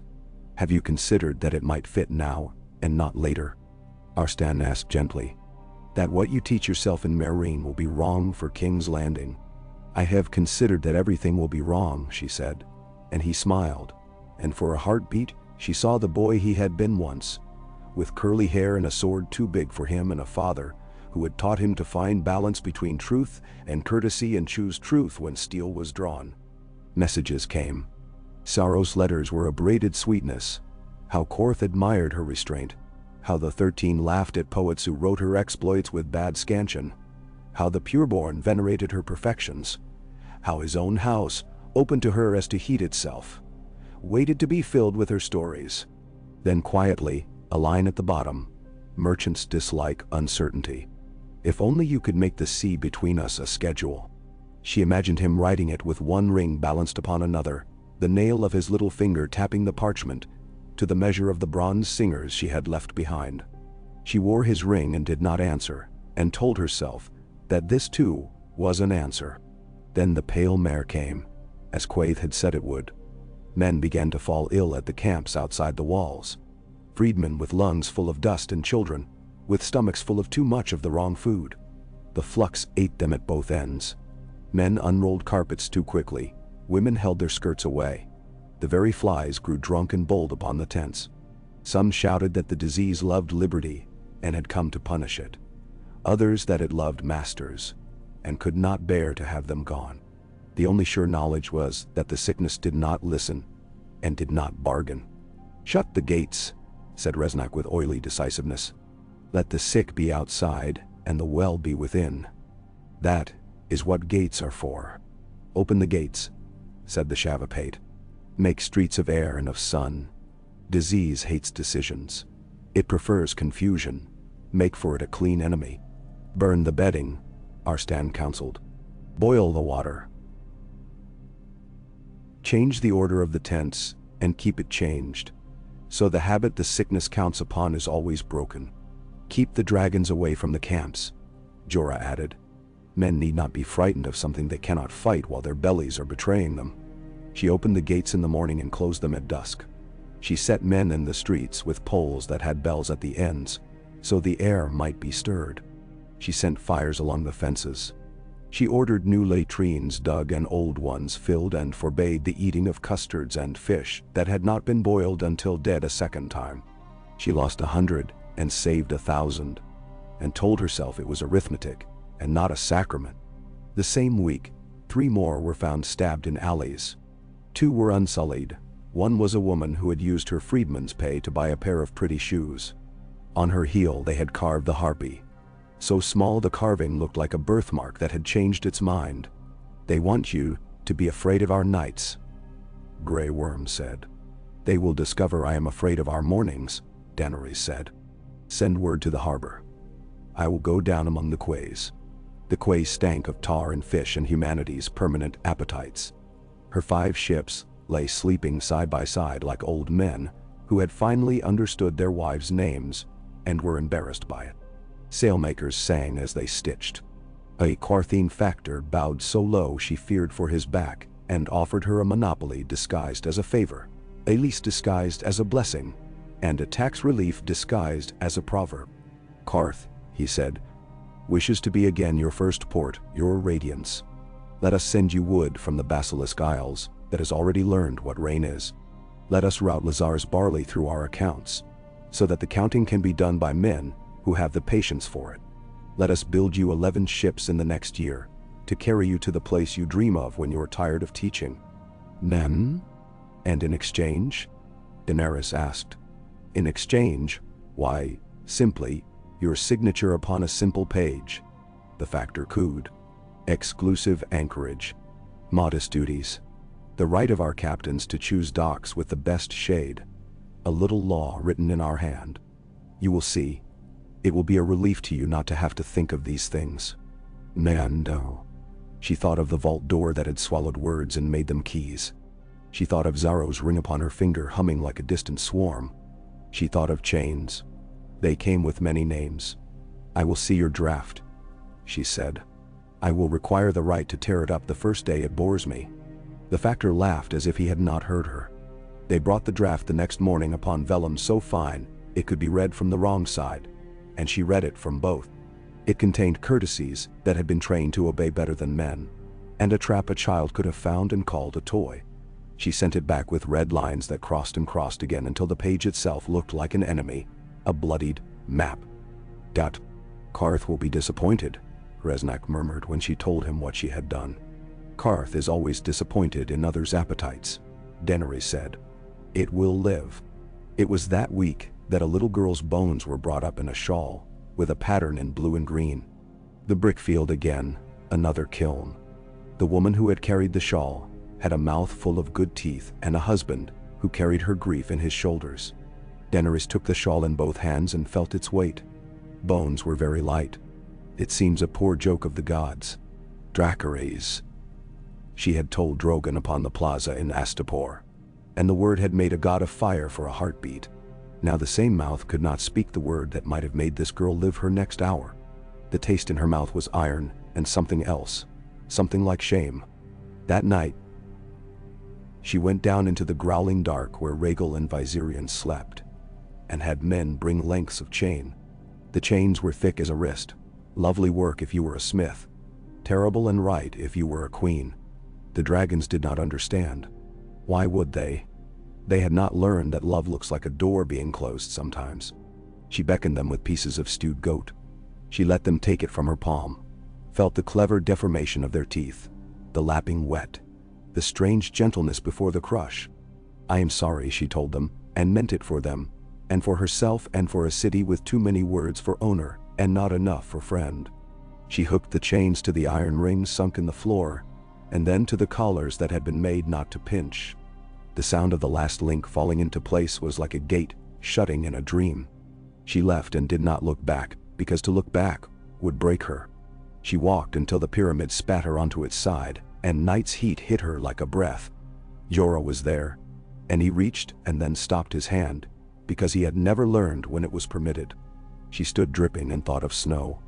She hated herself for thinking of snow then, but it came anyway, clean and cruel. Rhaegal roared in the belly of the pyramid, and Viserion answered, and the roar was a song of betrayal sung by creatures who did not know the word. She pressed her palms to the cool stone and sang back very quietly in a language that had never needed translation until now. In the morning, rumor ran with bare feet through the poor alleys, and put on shoes to visit the rich. The dragons had been chained. The dragons had chained themselves. The queen had chosen the city over her children. The queen had chosen murder over love. Every mouth made the story that flattered its own teeth. Dario came smiling like the man you hire when you wish to believe there is still a game to be won. "The pitmaster's petition," he said. "They say your love for the city is shown by this chaining. They say you must now love their way too." "Their way kills men for amusement," she said. "It keeps coins warm," Dario replied. "Men like to hold warm coins. Those coins will buy sailcloth and calmness. Let us open the pits a little. It need not be like before. No children, no slaves, only heroes who wish to be famous." Then Skahaz came and said, "Open them, and I will shut them with the heads of the men who profit most." Reznak came and said, "Open them, and the city will sleep." Galaza Galare, the green grace, came robed in cool silks and said, "Open them, and you will be Meereen's mother and wife both." Hisdar, Zolorak, smooth and clever and polished with ancestral duty, came and knelt and offered his name as a bridge. "Marry me, and there will be peace. Marry me, and the harpy will place her sons at your feet for you to name. Marry me, and we will reopen the pits together and show mercy as a spectacle, and call it justice." "Is it peace?" she asked. "If half the city is quiet only because the other half cannot speak." "It is a beginning," said Hisdar, with that good smile of his. That smile like the painting of a fruit so exact that even flies could be fooled. "You would keep your beard in your silk in your high room," she said. "And I would keep the nights. We would trade days. Then we would trade worry," he answered. "Yours for mine, you would lose an enemy. I would gain a husband," she said. And he bowed his head for the praise within the slight, and did not choose to hear the rest. That night Quaithe came again, because riddles keep better at night. She stood at the balcony in lacquered silence, her mask drinking the starlight, and returning nothing. "The perfumed seneschal will offer you a crown," she said. "Which one?" Daenerys asked. "Reznak? He offers me sleep. Hisdar? He offers me supper. Xaro? He offers me ships and doors." "Crowns come in many metals," Quaithe replied. "Beware the one that will not bruise when dropped. A crown should be heavy." "Nendars. I am tired of warnings that do not ship with their answers," Daenerys said. Quaithe put out her hand and touched Daenerys' ring with a fingertip as light as an exhale. "This circle is not a chain," she said, "until you close your fist. Open your hand when you must." Then she was gone. The night resumed its honest noises. A distant argument about a kettle. A child yelping. The buzz of summer. Within the pyramid, Viserion sobbed in the way only dragons can sob, like glass melted, and made to sing and then cracked. In the days that followed, Meereen taught her a new patience. The patience of compromises and of a court. Barristan Selmy, Arstan no longer. For Jorah's jealousy and Illyrio's letters and his own careful waiting had made a truth that could no longer be carried hidden. Stood proudly in his true name, and bent over maps with her and told her how once a king had eaten a pomegranate wrong, and the realm had learned something about his heart thereby. Jorah raged privately when he could not rage publicly. He brought her a letter with the hand of the king upon it that told of his early spying. The truth that, in another life, might have found her sooner and made a different heat in her days. She exiled him with a mouth that did not tremble until after he had gone, and then it trembled so much that she feared she would bite her own tongue. Men left and returned to her. Loyalty was not a straight road. It was a field marked only by where blood had sunk. Strong Belwas ate poison meant for her, and survived because he had eaten so much everything else first, that the poison had to fight too many enemies at once. The sons of the Harpy learned to scratch without daring to claw. The pale mare's hoofbeats faded. The harbor filled with more than 5 ships. Brown Ben Plum, a sellsword with a laugh a little like a cough and the manners of a cousin, brought the second sons over to her on the strength of his smile, and then one day took them away again on the strength of another man's gold. Dario brought her heads wrapped in silk and smiles wrapped in trouble. She took both and paid for both, and wondered whether she was a better queen for knowing what coin she had used. She married Hisdar Zo Lorak beneath the cool hands of the Green Grace. The ceremony ran like water over a stone, efficient, impersonal, old. The city lifted its voice and pretended to be happy because not pretending would have made it harder to breathe. She stood on the steps of the Great Pyramid like a statue she did not wish to become. For a heartbeat she tasted Korth's limes in Xaro's mouth, and the trellis of white flowers there. For a heartbeat she tasted the oil of the Dothraki tents, and the dust of a road that was hers alone. Then Meereen with its brick and its sands and its difficult earnest songs filled her mouth, and there was no room for other flavors. Together they reopened the fighting pits. She did not call them by their old names in her heart. She told herself it was law now, not hunger, a channel carved in flood season to keep men from drowning. She told herself that men who chose death in a ring would not be driven to choose it in an alley. She told herself that this was a thing she did for her city, and not a thing the city had made her do. She told herself, and halfway believed. On the day of Daznak's pit, she wore white silk that the heat made argument of, and gold that had been hammered thin enough to forget it had been labor once. The benches were tiers of flesh, the pit a mouth that expected to be fed. Hisdar sat beside her bland and contented, his hair perfumed, his hands so still that even flies did not trust them. Reznak smiled at no one in particular. Skahaz glowered under a hood like a discontented god disguised as a beggar. Barristan sat, old and perfect, with a hand on the pommel and a gaze that could kill a lie at 100 paces. Strong Belwas ate and wept and laughed and shouted advice that was mostly about the hips. The day passed like a fever. Bulls struggled and men shouted. Swords dinged on shields like bells. Air burned. Sand leapt and stuck to sweat in 1,000 unlovely hearts. A brave man died stupidly, and a stupid man lived brilliantly, and the crowd proved that it loved the latter story as much as the former. When she rose to speak, to make of the day something that would sit more comfortably with her dreams later, a shadow crossed the sun, and the pit changed its mind about everything it had ever pretended to be. He came down like a night being laid over noon, black and bright, and utterly himself. The crowd made a noise that had no word yet. Drogon's wings beat heat into a wind that lifted the dust and set it in motion like new geography. His roar unstitched the day. Men dove. Men stood and stared. Men who took orders from coin forgot to take orders at all. The beasts in the cages went mad with recognition and rage at not being able to obey it. "Do not move," Barristan said, his hand upon her wrist as if the bones there had been lent to him for safekeeping. "Your Grace, do not." She was already moving. She did not think about it. There are a small handful of choices in the world that do not pass through thought because they live deeper. She went down the steps and over the sand, and the sand tried to keep her. And she pulled her feet free, and Drogon turned his head because something had called him that had never lied. Arrows bit him. Spears bit him. He bit the man who had been aiming the next spear. His blood smoked. The air between them smelled of old leather left in the sun and of the sweetness of burning sugar cane and of home.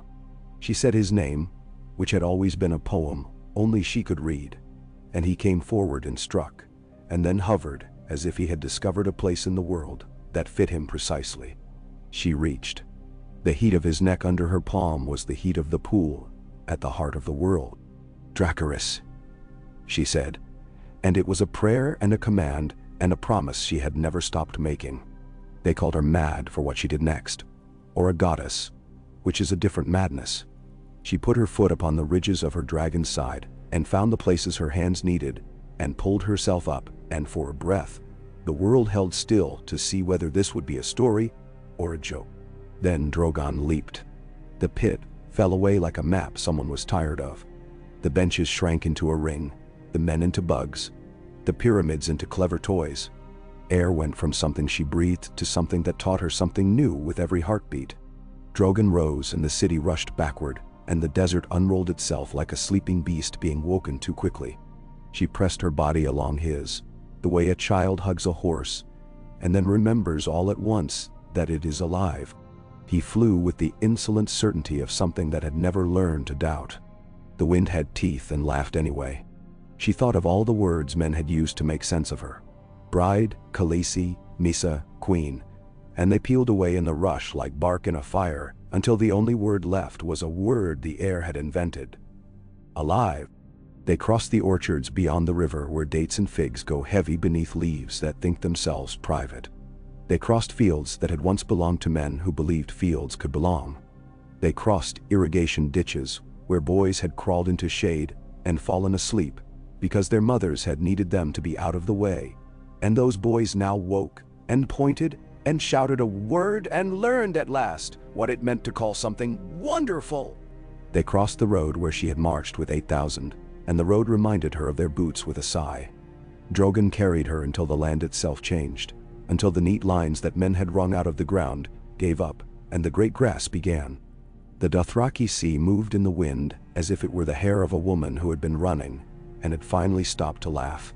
Drogon felt the change and approved, his wings making a different sound over grass than over brick, freer, less resentful.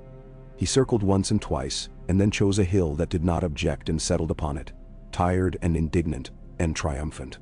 She slid down his side and stood on ground that had not been taught any stories in years. The wind came to taste her.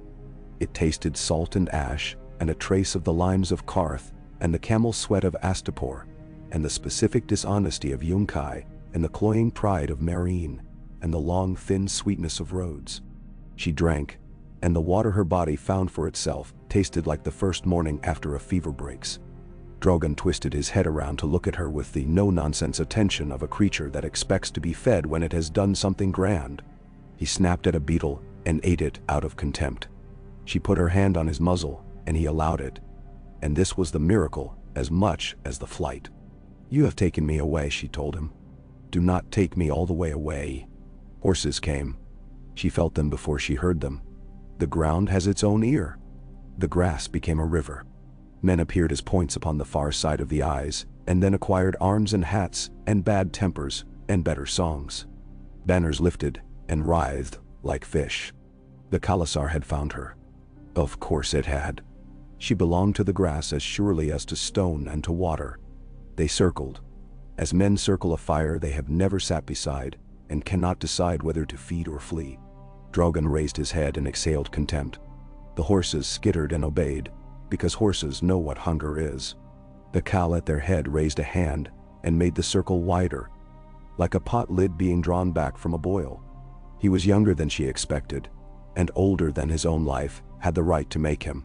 He wore a bronze bell in his hair that had become a certainty rather than an ornament. "Khaleesi," he called, and his voice carried over the grass with the confidence of a man who expected the sound to like him. "You have come back to the sea. You have brought a lizard that eats the sky." "Nan?" She lifted her chin, and the wind caught a strand of her hair, and the strand moved like a flag that had been taught manners. "I did not leave it." She said, "The sea has seasons." Her Dothraki came easily back to her mouth. It tasted of sun and of mare's milk, and a man's sweat when he has ridden too long, and is too proud to dismount. He laughed, and the men around him laughed, because laughter is a herd animal. "You are small," he said, "because the Dothraki prefer to begin with simple truths, and then see which ones can be turned into useful lies. Your beast is small as well. It might do to warm a tent." She put her hand upon Drogon's neck and felt heat like a smithy. "He has warmed cities," she said pleasantly.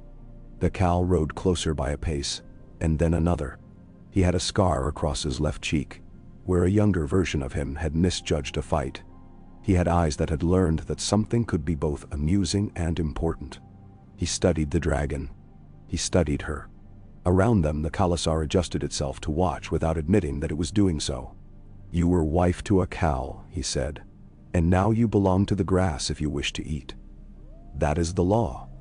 The Dashkaleen will take you and make you wise, and you will teach calves to expect the world to come to them with respect." She looked past him. The grass ran to the horizon and did not apologize for it. The sky was very big. She felt absurdly the pressure of Xaro's ring upon her finger. She felt the pull of Meereen like an ache. She felt the weight of her vows, all of them. To her dragons, to her dead, to her living. She thought of the harbors, and of men she had promised not to abandon, and of men she had promised to fight. She thought of a throne in a room of long spears, a knife disguised as furniture. "No," she said. The wind took the word and tasted it, and returned it to her a little sharper. "I belong to the world." Daria would have smiled then. Yora would have frowned. Barristan would have told her what law said, and then told her what honor asked. Skahaz would have advised knives in the night. Resnak would have suggested new perfumes.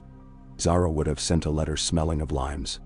The cowl's smile did not change, but a small line appeared beside it, the line that comes when a man's mind bends around his pride like a rider guiding his horse with knees alone. "You will come with us," he said, patient as a rope. "You will sit upon a white horse and the women will sing. You will teach me how to say the word for your lizard in the tongue where such things were born." "Now." She put her hand on Drogon's shoulder. He did not need words. He had never needed them. Still, he watched her face with the solemnity of a priest. "My name is Daenerys Stormborn of the House Targaryen,"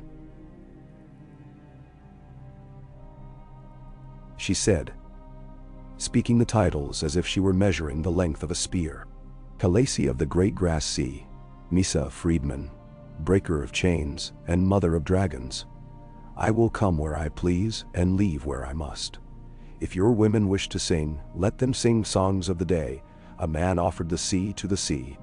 The cow laughed again, delighted, as one is delighted by a child who insults you cleverly enough to be interesting. He raised his hand. The circle widened further, and for a breath, Daenerys thought he might let her be the oddity she liked to believe she was. Then half a dozen riders shot forward like loosed arrows, and the circle squeezed in the way a hand squeezes a fruit to learn if it is ripe.